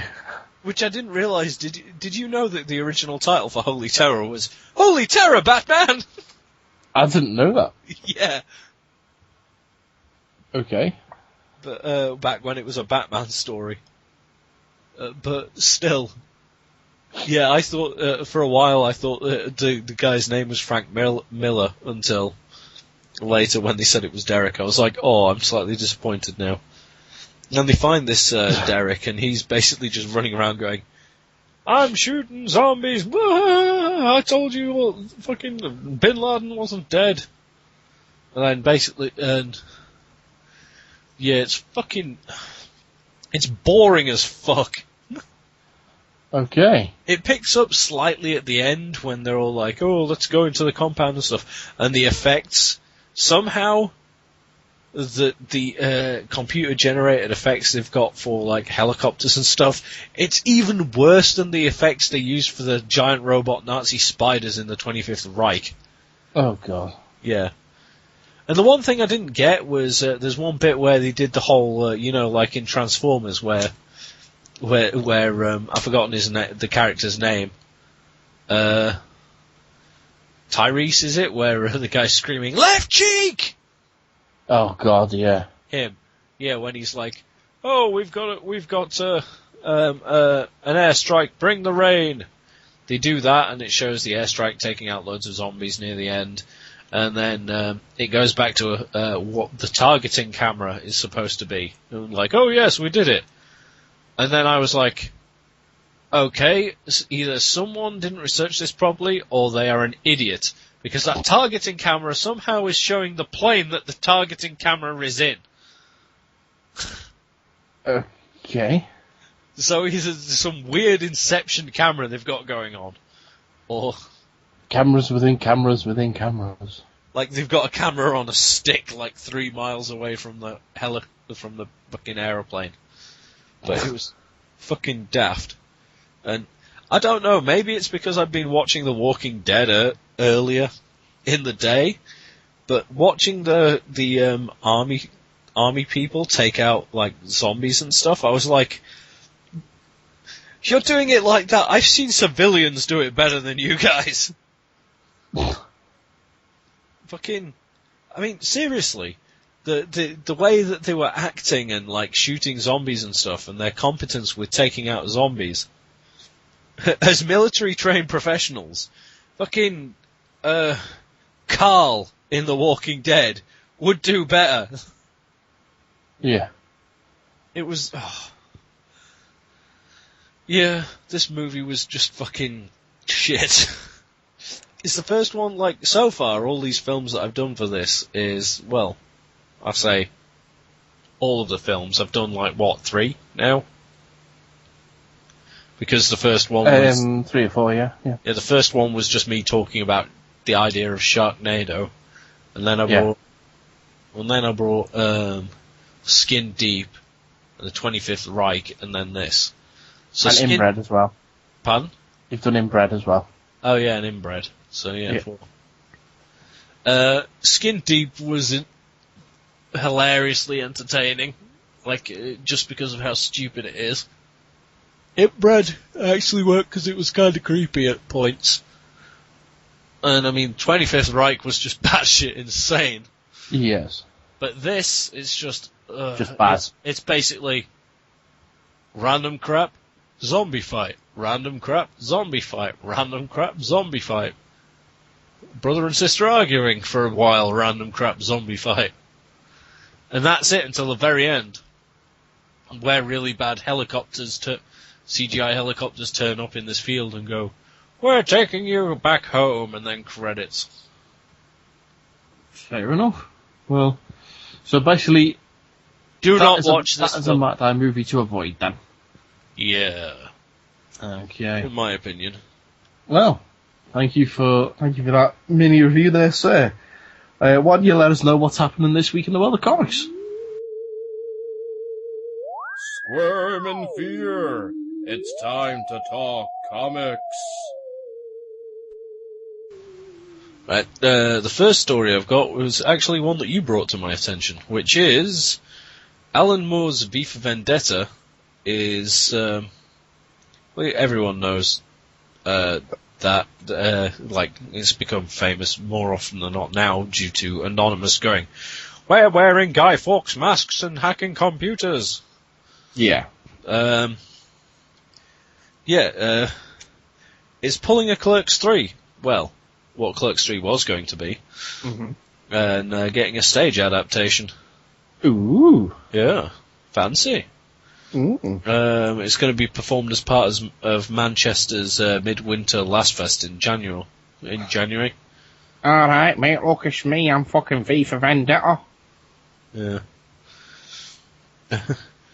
So, the organisers say, "V for Vendetta takes us back into unfamiliar territories, this time in a brand new fringe adaptation of Alan Moore's classic 1980s comic strip, mate, dickhead.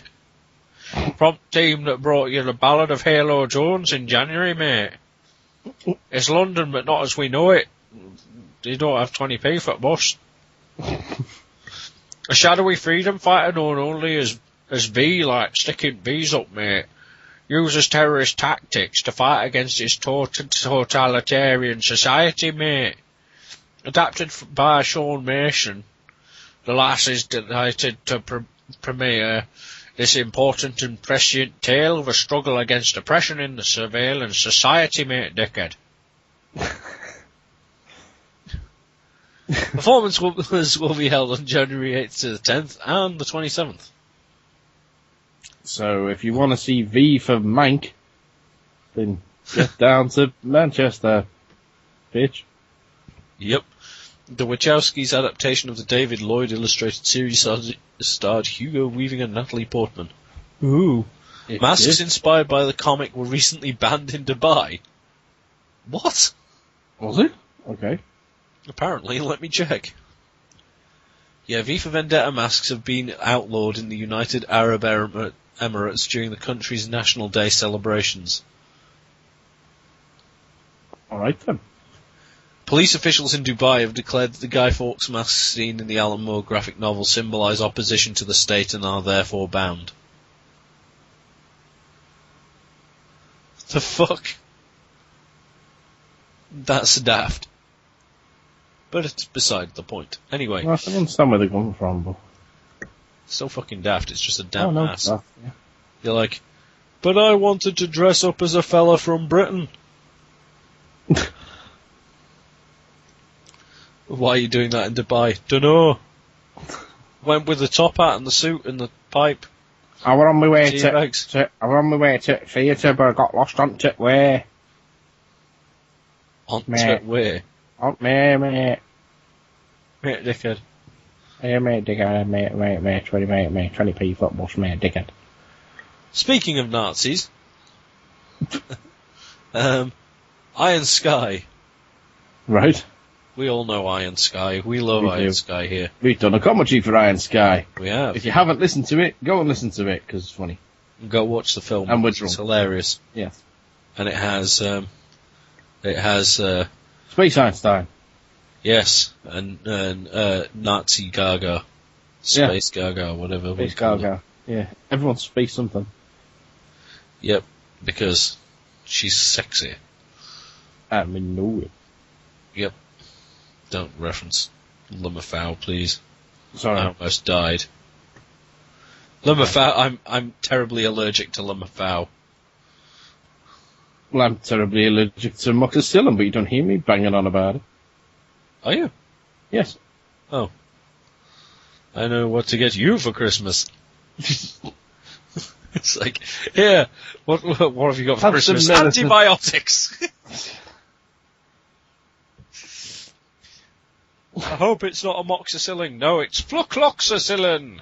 Oh, that's alright then. And have some gabapentin too. Yo, Gabba Gabba, you say? Yo, gabba gabba. Yeah. Yes. Right, Iron Sky. Yes. IDW, creators of all sorts of randomness, yeah, is releasing an official tie-in graphic novel to the film. Ooh. I didn't realise it was Finnish. Of course. What? The film was made in Finland. You can't exactly make it in Germany. Well, no, fair point. Mikko Rotalati. Hasseltav. Yeah, will write the graphic novel with Chevy Kissel and Amin Amat shouldering interior art duties, and Miguel Angel Abad and Darren Douglas providing original pin-up illustrations. And it'll have, like, extra content, including 33 pages of behind-the-scenes bonus material penned by the movie's director, Timo Vuorensola. Vuorensola, even. Yeah. What? That bloke. Yeah, the film tells the story. We know what the film's about. Yeah. The Iron Sky graphic novel, by the looks of it, is going to be a prequel. Okay. So, yeah, it'll tell us how the Nazis got on the moon in the first place. Ooh. We shall have to keep an eye out for that one then. Yep. I'll certainly have a watch, have a read of it anyway, yeah? Indeed. Indeed. Right, what else we got? Now, I've got one which confused you in the notes because I called it Yetis and Unicorns. Fucking unicorns! Yeah. Basically, I don't know whether it came as comics news, but it was in the comics section, so like of a website, so I thought it'll do. Yeah, that'll do. Okay.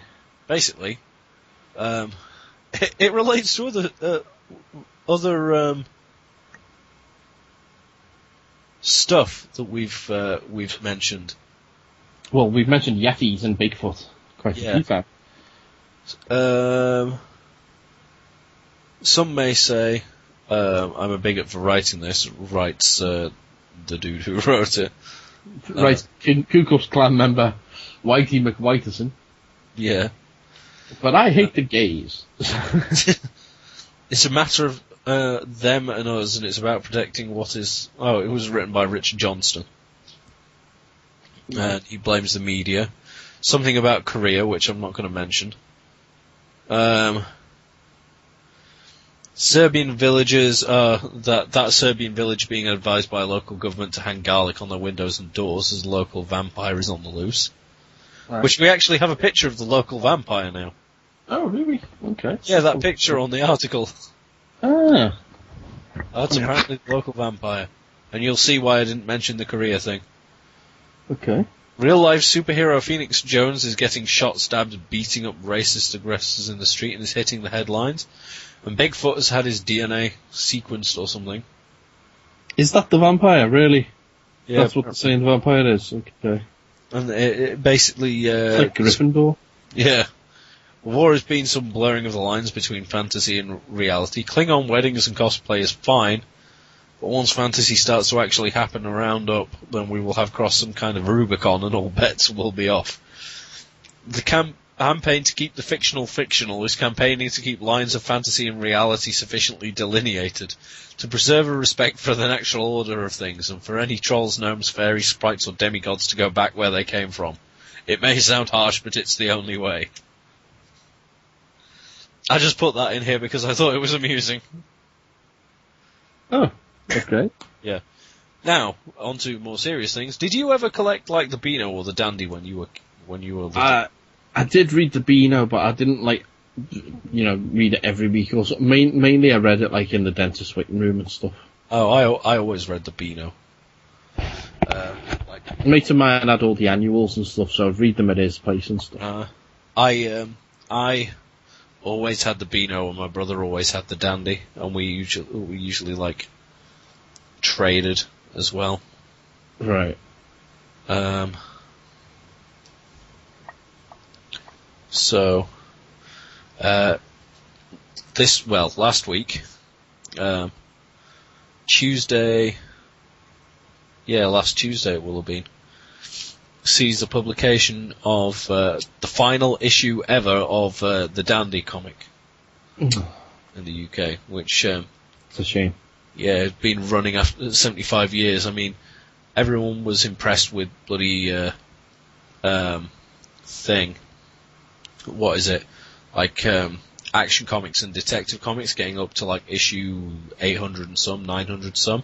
Yeah. The Dandy was on issue 3610. Bloody hell. Does help it was released weekly though. Yeah. The last issue guest starred Paul McCartney. Yep, I read that. Yeah, it has 75 strips, some new, some old. And, as well as those, you also have, I basically, this is why I put my, the title on there as, My Childhood Has Finally Died. Well, my brother's has. But then, it joins the Matrix! Because the new version Dandy is digital only. Ooh. Yeah, because they basically decided that kids nowadays they all have like the tablets and stuff like that, so they basically overhauled what they were doing with the Dandy, how the cartoons work and stuff, and they've started the digital issues, which have like animated bits and like strips with slight animation, panel by panel storytelling, and stuff like that. It's got like motion comics and stuff then, yeah. Yeah. There's still no substitute though. Yeah. But I just thought I'd bring that up because it's a sign of like how things are going. Watching the news. The world is changing, it's leaving us behind. Yep. Should I open the door to technology? Oh, God. Yeah, watching the news, some guy, they had a comics shop owner on the news talking about it. And he was like, oh yeah, it's sad that this is happening, but that's what the kids are like now. And she's like, and then the newscasters are like, oh, so if the Dandy is going to stop being sold, is that going to affect your sales? And he's like, well, my shop does get that sort of stuff, but we mainly concentrate on more adult titles. And he's like, I've got the Dandies with me as an example, and then I've got this one which helps as a teaching tool for like philosophy and stuff, and then I've got this issue of New 52 Batman with me. I was sort of looking at it and going, oh, awesome. He's like, why not just promote New 52 Batman for no reason? Yeah. Yeah. And speaking of the Bat family, Okay. The next story is Gail Simone. There were rumours flying about that she'd left Batgirl. Oh. This story is one I got from last week when we were delayed with the recording. She basically stated she didn't leave Batgirl, which is pretty cut and dry. So I was like, oh, thank goodness. That's good. Then this week I found out she didn't leave, she got fired. Right. Yeah, it may have been circumstances changed, or it could be that changed way back, but by the looks of it, after the final issue of the Death in the Family storyline, she's not working on Batgirl anymore, which I'm now very sad, because Gail Simone's Batgirl run is awesome. So everyone was behind her mainly because she always wrote like for Barbara Gordon as Oracle, and now so everyone was like, oh well, she's doing Batgirl when she did as Oracle before, it'll be all right for us to buy it, and then everyone liked it. And now I have no idea what's happened, but she basically she said that on Twitter that as of Wednesday of last week, the new Batgirl editor Brian Cunningham basically told her by email that she was no longer the writer of Batgirl. Mm. So, I mean, not only did she get fired, they did it by email. Oh. Yeah. It's not nice. Which comics creators responded to by when she tweeted about it, like J.H. Williams 3 said Gail Simone was forced off Batgirl and it's so messed up he has no proper words. Like, who else? Paul Cornell said, above all, Gail Simone has an audience of her own that'll be out of that door with her. Let's look. Scott Snyder said, always in your corner, Gail, as a fan and a friend. We'll call again later. Kieran Gillen said, good luck with what's next. Await your statement with interest. Then Mike Nelson said, you know Gail Simone started the whole women in refrigerators phrase, right? Sort of, yeah. Yeah, it's basically a reference because of Green Lantern's girlfriend getting, she was getting to be an independent character and stuff, and then just to add drama to a Green Lantern storyline, she got killed and shoved in a freezer, in a refrigerator. A shower fridge. Yeah. It was me!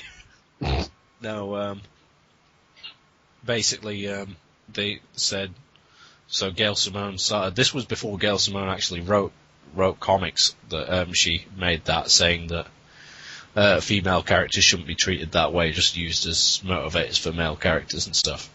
Mm. So, yeah, Mike Nelson tweeted her saying, did you not put enough women in refrigerators or something? And Gail Simone responded with, funny you should say that. So I'm wondering if maybe that's got something to do with it. Maybe they wanted one of the characters killing off, and Gail Simone was like, no, I'm not writing that. Which forced to fire her or something. No. Well, we'll have to see, I suppose, won't we? But it does seem a bit sus. Yeah. But, yeah, that's that about that. And I'm also even more sad because two of the books I read every month is getting their writers replaced. Because Scott Snyder is also leaving Swamp Thing. And his Swamp Thing run is awesome. He wasn't fired by email or anything like that, it's just he decided to manage his workload a little more. Right. He's got a new Vertigo series on the way. Man of Steel is ramping up with Jim Lee. So American Vampire has gone on hold. and now he's off of Swamp Thing because he's doing the Batman thing, and I'm not surprised he's been writing that much. I mean, he's like half of the new DCU as It's written by Snyder. yeah, like half of feels Scott Snyder's stuff is influencing everything, because I mean the Court of Owls messed up the Bat family a bit, and now Death in the Family is messing that up even more, and then you've got Rot World going on in Swamp Thing, which is taking over a shit ton of titles as well. Yeah. Swamp Thing and Animal Man. It's bloody insane. For those of you who haven't listened to Scott Snyder on this week's Fat Man on Batman, definitely go and listen to it because it's awesome. Yeah, I'm like halfway through that now. He sounds a lot different than I expected him to. He sounds like a kid, doesn't he? Yeah, it's crazy. But here's my number. No, I just met you, and this is crazy. I've got Alzheimer's, and I just met you. What? I've got Alzheimer's. Do you know what my name is? Do you know what my name is? Because I can't remember. Yeah. Because we were talking about the Dandy earlier, I saw as much as Snyder made his name on the new Banana Man series. That'd be awesome. Scott Snyder writing Banana Man. All of a sudden, Banana Man's fighting a court that's out to kill him. The Court of Cucumber. Yeah. I just met you, and this is crazy. I've got Alzheimer's. Are you my grandson? You must have Alzheimer's. You just used that joke. But changed it slightly. What? What are we talking about? Right, my bum. Same. But so Scott Snyder is leading the way. Yeah. But not on the Swamp Thing.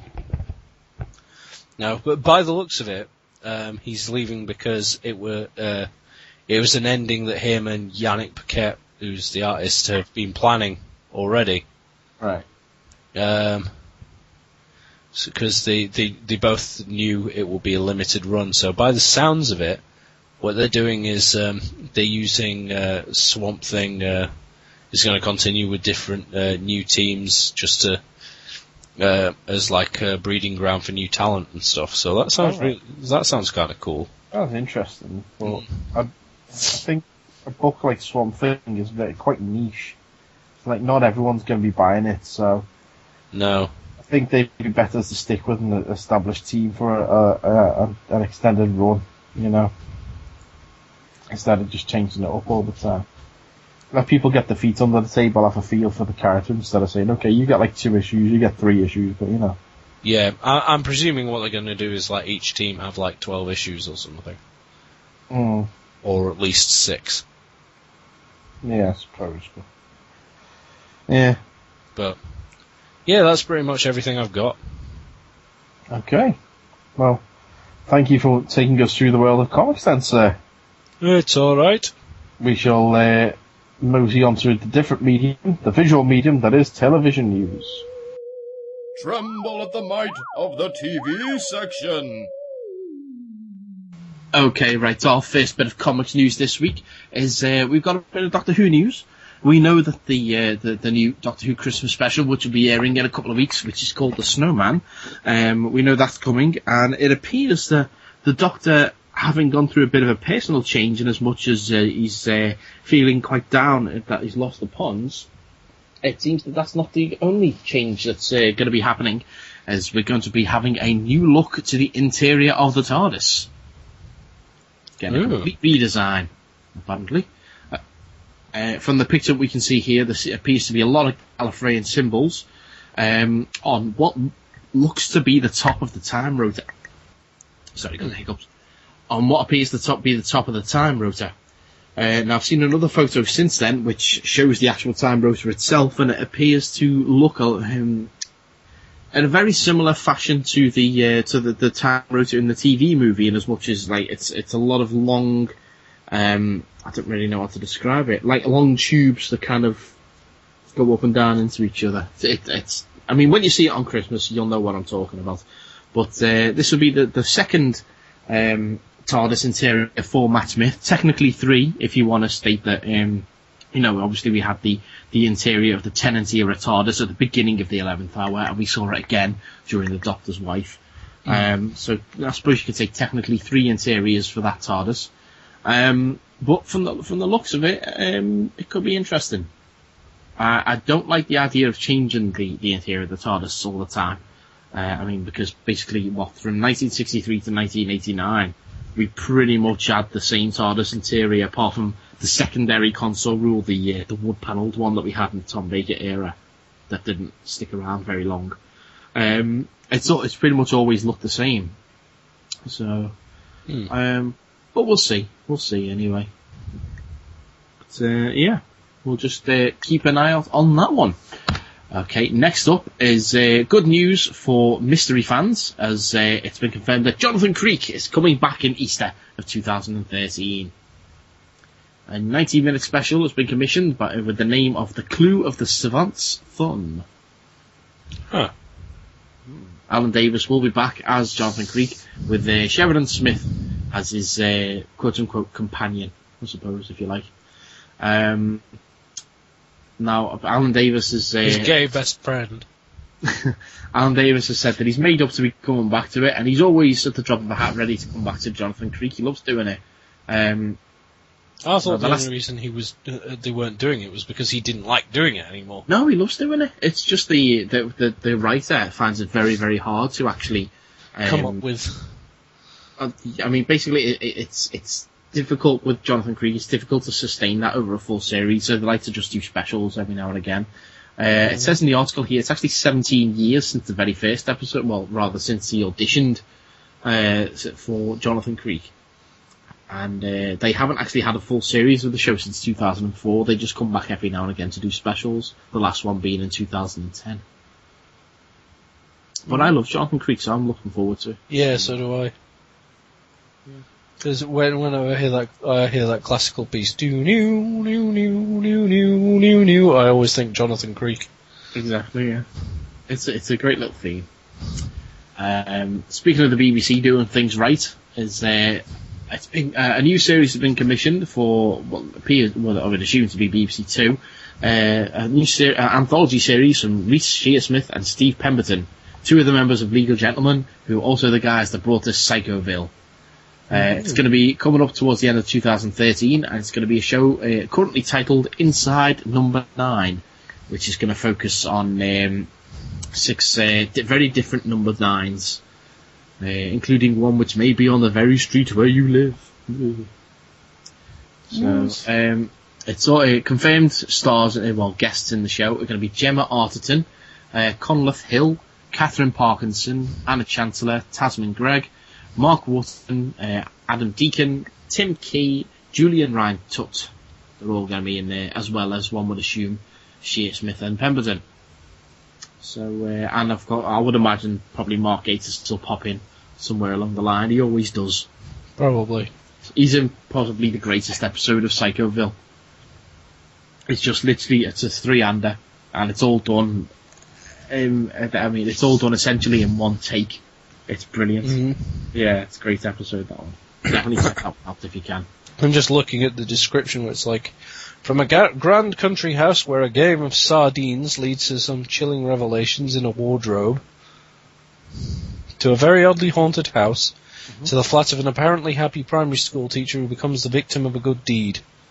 These unpredictable tales feature high comedy and claustrophobic horror by turns. Mm-hmm. Huh. So, obviously we know that these 2 guys have quite a dark sense of humour, so most likely we're going to be looking at something along the lines of Psychoville, I would imagine. Yeah. So there we go. And final bit of TV news this week is, and again, pointless remakes, but apparently in America they want to reboot Ironside. Yes, everyone's favourite cop in a wheelchair action drama. Huh. Yeah. It says that a guy by the name of Dave Semmel is going to be directing the pilot, which will be written by Michael Calio, who was a writer on The Sopranos.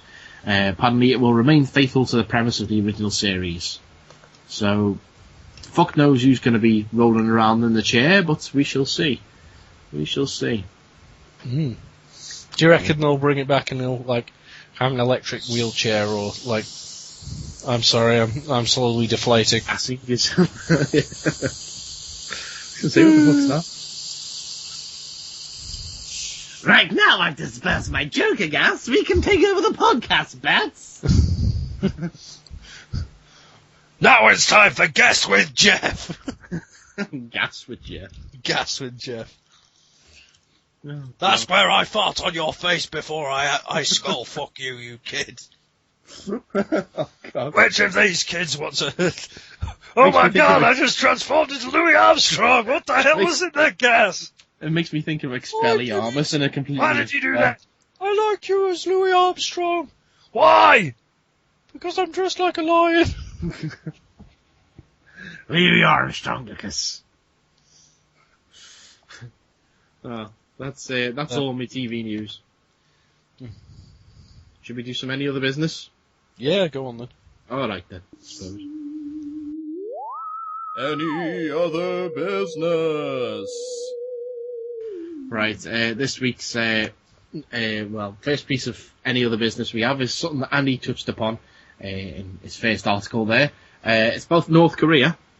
Apparently, archaeologists have found a unicorn lair. What? Yeah.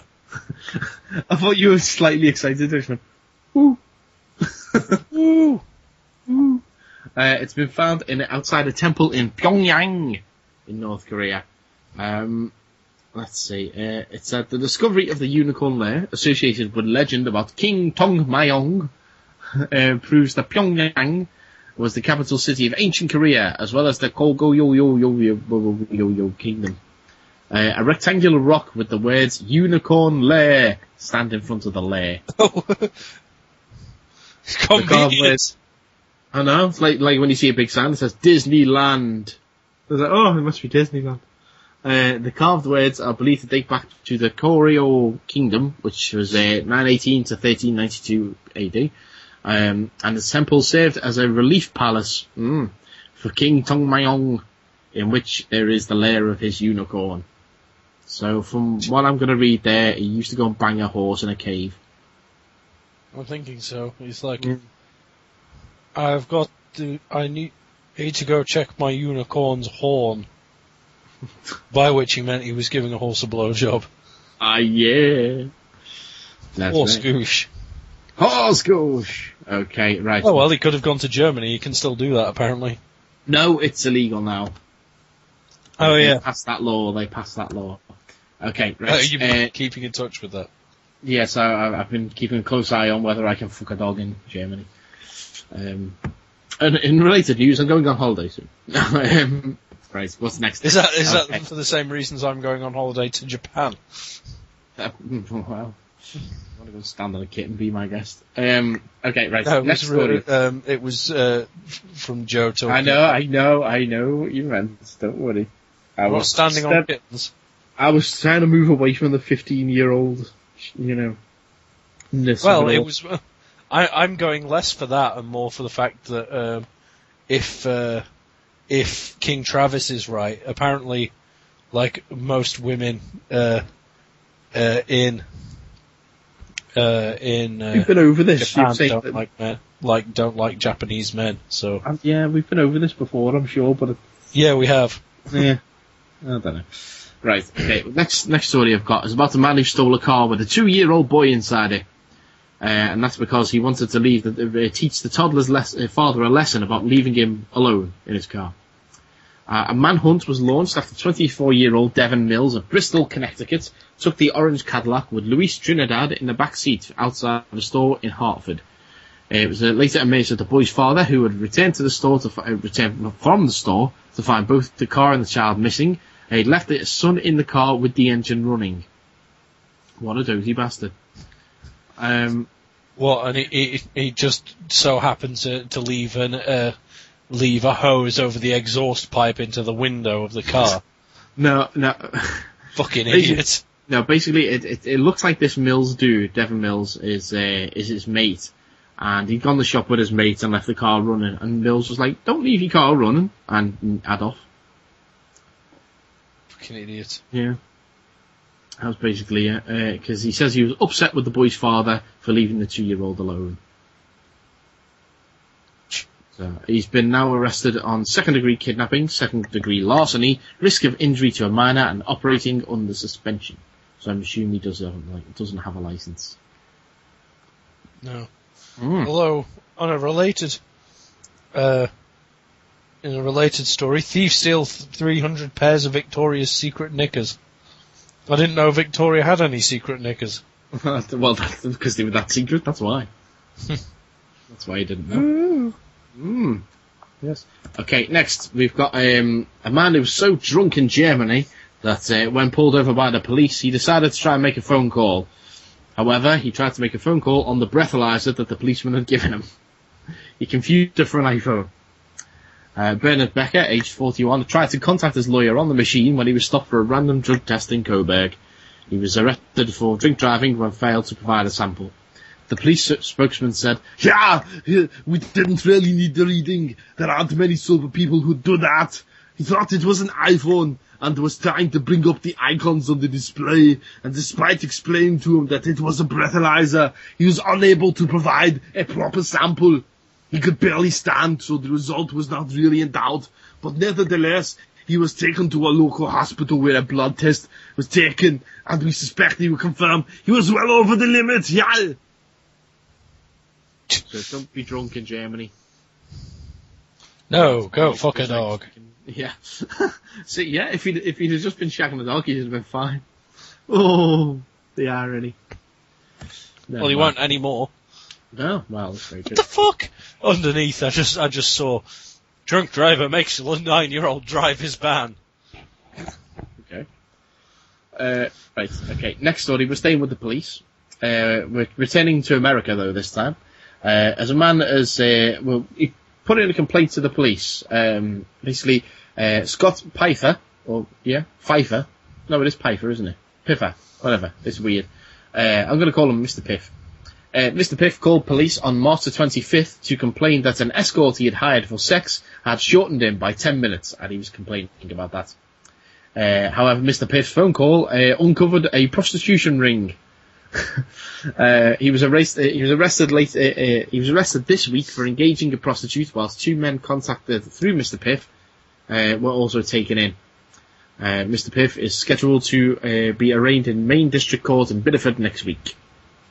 Huh. So, let it be told this: if a prostitute owes you 10 minutes, just leave it be. Just let it go. Let it go, man. Let it go. Especially you, Mr. Piff. Yeah. Okay. Right. Speaking of goosh, we're gonna talk about some titties now. Yum, yum, yum. Oh yeah. Oh yeah. When the article loads, it's taking forever. Come on. Right. Okay. Okay. Where are we going now? We are going to somewhere. It doesn't say. Nope. But no. Judging by the names, it's Poland. Is it Poland? Where does it say that? Later down in the article. And judging by the names, it should be right. I don't see where it says Poland, but okay. Right. Okay. Oh, yes, there is. Okay. Yeah. So, there was a man in Poland who's suing his ex-girlfriend. Patricia Pajak has said that she'd broken off her relationship with police officer Lukas Molkovich because he was obsessed with the size of her breasts. The reason he's suing his girlfriend is because he paid for a boob job and then dumped him. She dumped him. So he's basically saying, those titties are mine, motherfuckers. So she is a model, apparently. 24-year-old Patricia Pajak says, oh god, Polish voice. Just fuck it, we'll go for the standard Borat. I didn't want the surgery, but Lucas kept going on about it and saying how big his ex's breasts were.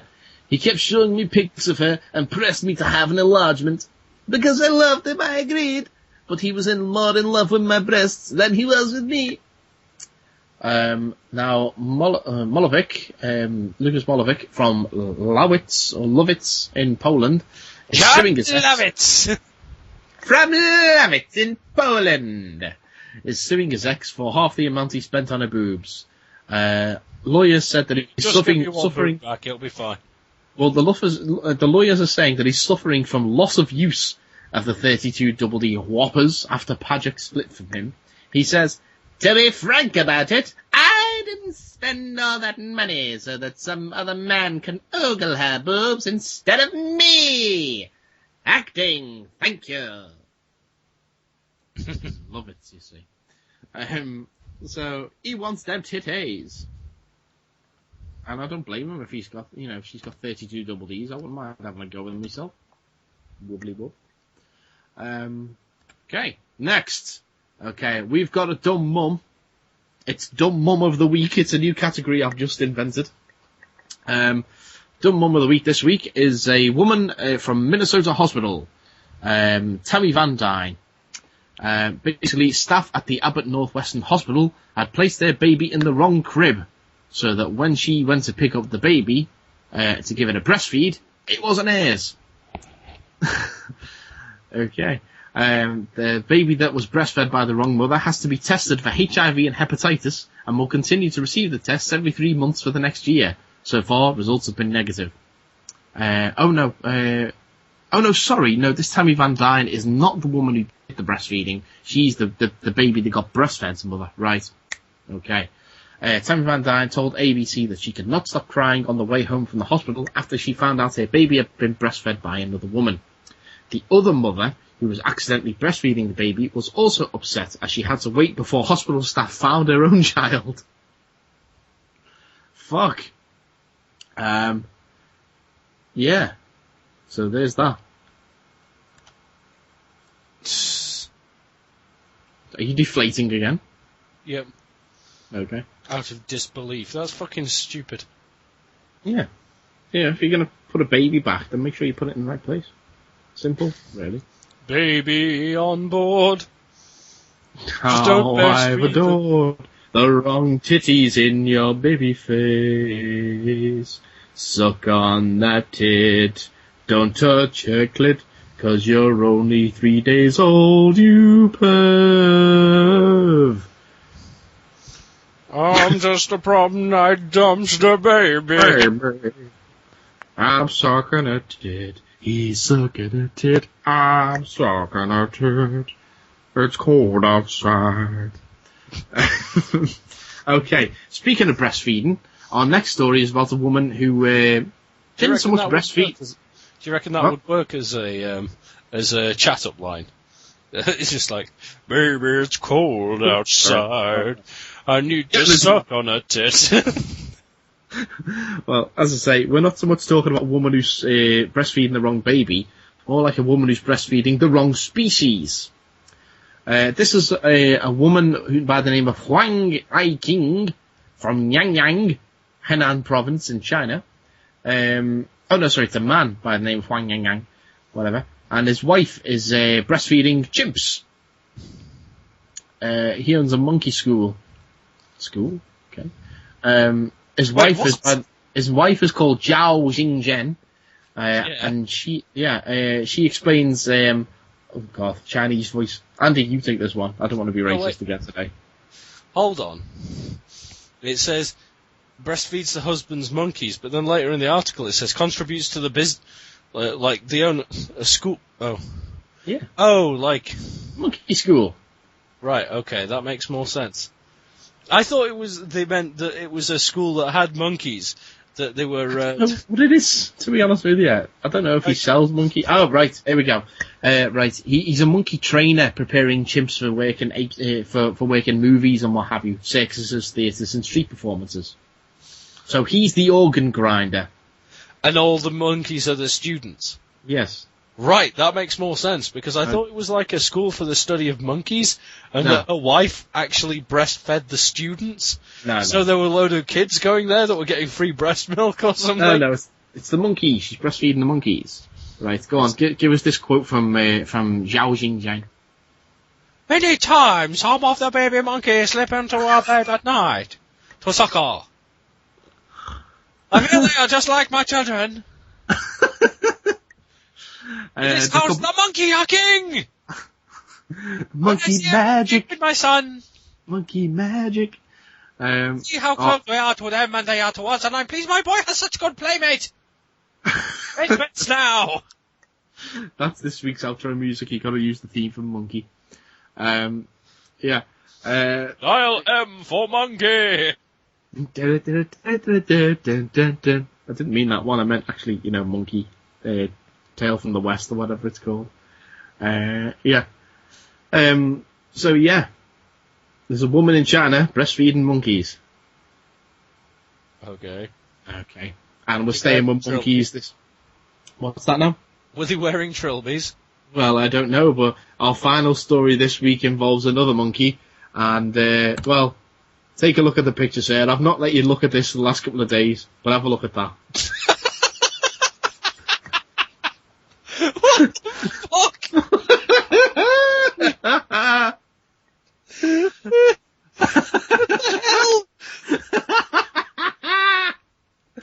Yes, ladies and gentlemen, it's a monkey in a sheepskin coat. And they found him wandering an IKEA store in Toronto. What the fuck was it doing there? Who gave it the coat? What the fuck? Right. Okay. Okay. This monkey, right.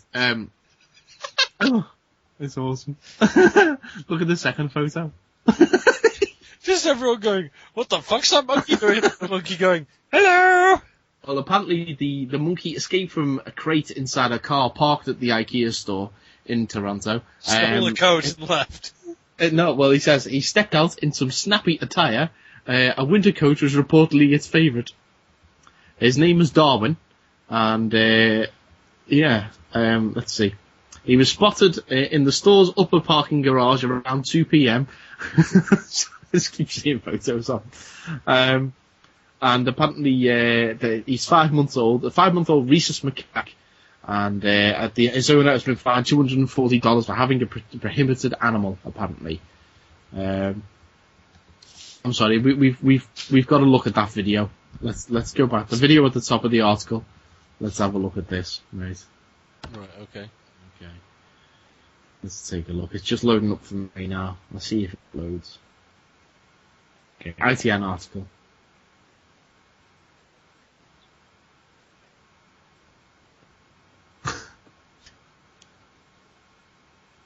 Fucking IKEA monkeys. He's awesome. It's just like everyone's like, why is there a monkey here? No one knows. But why was it here? Why is it wearing a coat? What the fuck? I think he went to IKEA to get a trilby, but then he realised they don't actually sell hats in the IKEA. Why were people scared of him? It's a monkey in a sheepskin coat. I would have just looked at it and pissed myself laughing. He's just like, oh. What? He's just like, oh. What, the monkey? Awesome. Yeah. Oh god, I love the monkey. That is the best. That is absolutely the best. I love, let's see, all the tags on the article. Right, stop. Right, stop playing. Right. Oh, you might shut up. Calm down a minute there. No, I've got some stupid bitch in the video talking to me. Right, all the tags in this on this article here. Video: IKEA monkey coat, IKEA monkey Toronto, lost monkey in IKEA, monkey at IKEA, monkey IKEA coat, monkey IKEA Toronto, monkey in IKEA Toronto, monkey loose in IKEA, monkey loose in Toronto, monkeys, Toronto IKEA monkey, Toronto monkey IKEA, Canada News. React: amazing, inspiring, funny, scary, hot, crazy, important, or weird. I'm sorry, just that. I love that picture up the window. Hot. Oh god, where's that? You have to react somewhere. What's that? Yeah, you can react and say the story is above the tags. It says you can react and say it's amazing, inspiring, funny, scary, hot, crazy, important, or weird. I'm gonna call it hot. I'm going to call it important. I think more people need to know about monkeys and coats in IKEA. There we go. Yes. I think. Do you know what? I'm going to put some photos of IKEA Monkey up on the Facebook page. It's got to be done. Yes. It's like, who does it belong to? It belongs to me! Guess with Geoff! He's my new friend. I've called him IKEA Monkey. Just 'cause. 'Cause I found him at IKEA. And he's a monkey. And he's wearing a coat. Where's this trilby, damn it? Do you know what? I've got to find a... If he puts on that trilby, it'll be alright to skull fuck him. Oh, I've got to find a... I've got to Photoshop a trilby onto him. Yeah, do it. It's got to be done. It's got to be done.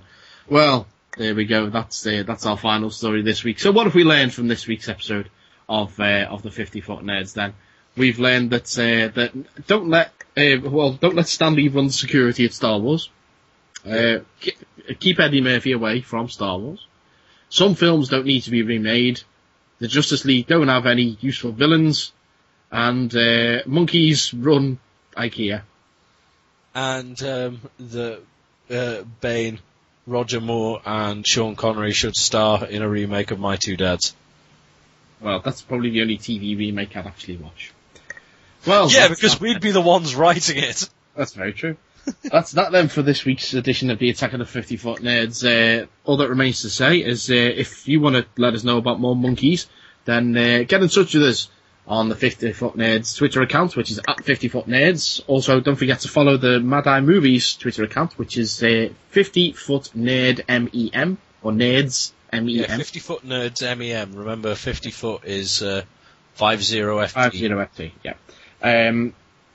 Get us on the Facebook, which is where you'll see photos of IKEA Monkey, which is facebook.com/Attack of the 50-Foot Nerds. Email us, 50footnerds@gmail.com. Check out our YouTube channel by searching for Attack of the 50-Foot Nerds. You'll be able to see what me and Andy look like and what happens when we get drunk with Paul. And, yep. I'm trying to think, is there anything else? No. Okay, just our individual Twitters, which is mine is Mike G. Bell. Mine is Vaults of Extoth, and for once I'm going to plug my music as well, which is vaultsofextoth.bandcamp.com and Fornius.bandcamp.com. If you want to know, if you want links because you can't remember how there's a spell, just tweet me. Indeed. Okay then, for this week's edition of the Attack of the 50-Foot Nerds then, my name is IKEA Monkey. My name is Guess with Geoff. See you next week, Naginis. Geek out. Elemental forces caused the egg to hatch. From it then came a stone monkey. The nature of monkey was irrepressible.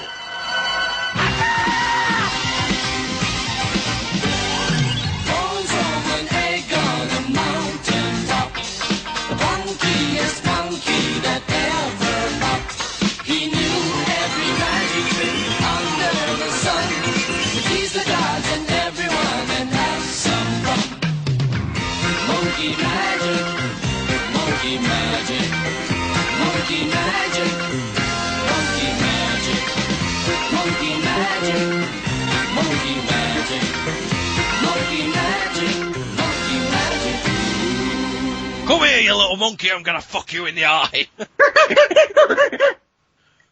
Baby, it's cold outside. Cruciatus.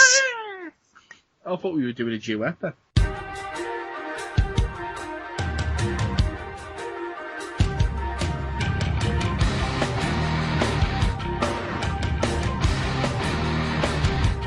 Cover me when I run. Cover me through the fire.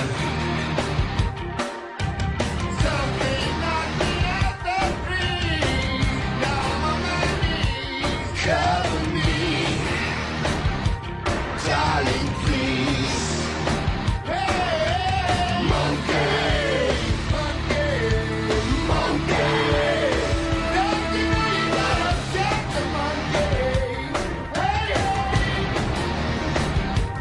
Fox, rat of the rats. You can ape the ape. I know about that. There is one thing you must be sure of. I can take anymore. Darling, don't you monkey with the monkey.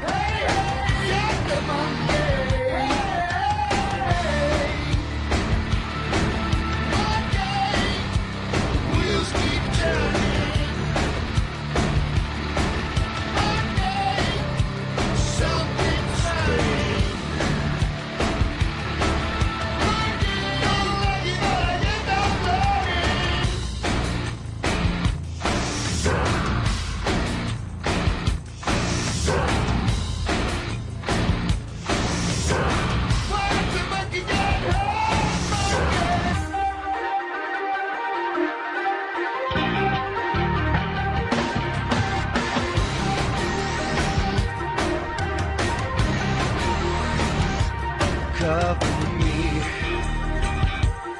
when I sleep. Cover me when I breathe. You know you're proud before the ride. Make the monkeys lie. Cover me, darling, please.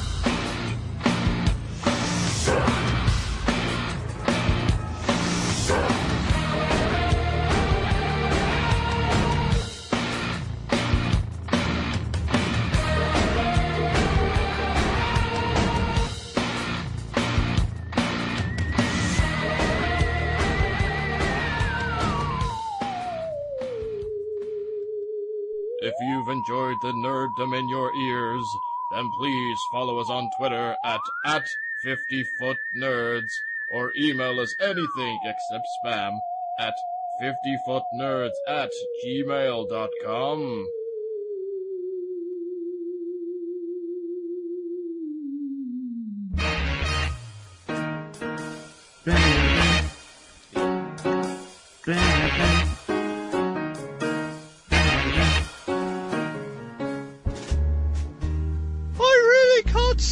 Baby, it's cold outside. I've got to go away. Baby, it's cold out there. This evening has been hoping that you drop in. so very nice. Oh, your hands are just like ice. My mother will start to worry. Beautiful, what's your hurry? And father will be pacing. Listen to the fireplace rock. So really I'd better scurry. Oh, don't you hurry. And maybe just half a lion Why more. don't you put some records on while I pour? The neighbours might think, Baby, it's bad out there. say what you put in No this have drink. to be had out there. I wish I knew how Your eyes are like starlight now. to break the spell. I'll take your hat, your hairlocks. I ought to say no, Mind if I no, move sir. in closer? At least I'm gonna say that I tried. What's the sense in hurting my I pride? really can't stay. Baby, it's cold out. Oh, but it's But cold it's cold outside. I look like a lion. Baby, baby, It's me, it's fucking Geoff, but baby. I simply must go. baby, it's cold out fucking side. The answer is no. I say it's fucking cold out there. The welcome has been How lucky that you dropped in. so nice and warm. Look out the window. Look out the fucking window. My sister will be suspicious. T-shirt tickets. Look My delicious. brother will be there at the door. Waves upon a tropical storm. My maiden aunt's mind is vicious with donuts. Cause your lips are delicious. Or maybe I'll have another donut more. Never such a blizzard before. Fucking hell. I've got to go home. You're gonna fucking freeze out there. Lend me your comb. I'm getting on my knees down there, you know what I mean? Oh, I'm Geoff fucking Moody. You've really been grand. I thrill when you touch my hand. Oh, yes, I do. But don't you see you've got sexy hands? How can you do this thing to me? Babe? There's bound to be talk tomorrow. Think of my lifelong sorrow, Nagini. At least there will be plenty implied. If you caught pneumonia and died. What? I really can't stay.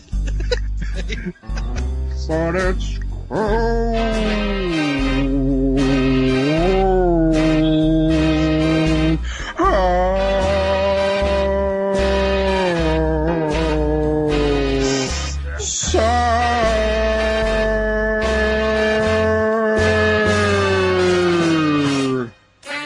Ow, my throat! Baby, it's cold outside. Nagini! What the fuck was that? Fuck knows. Merry Christmas, bitches.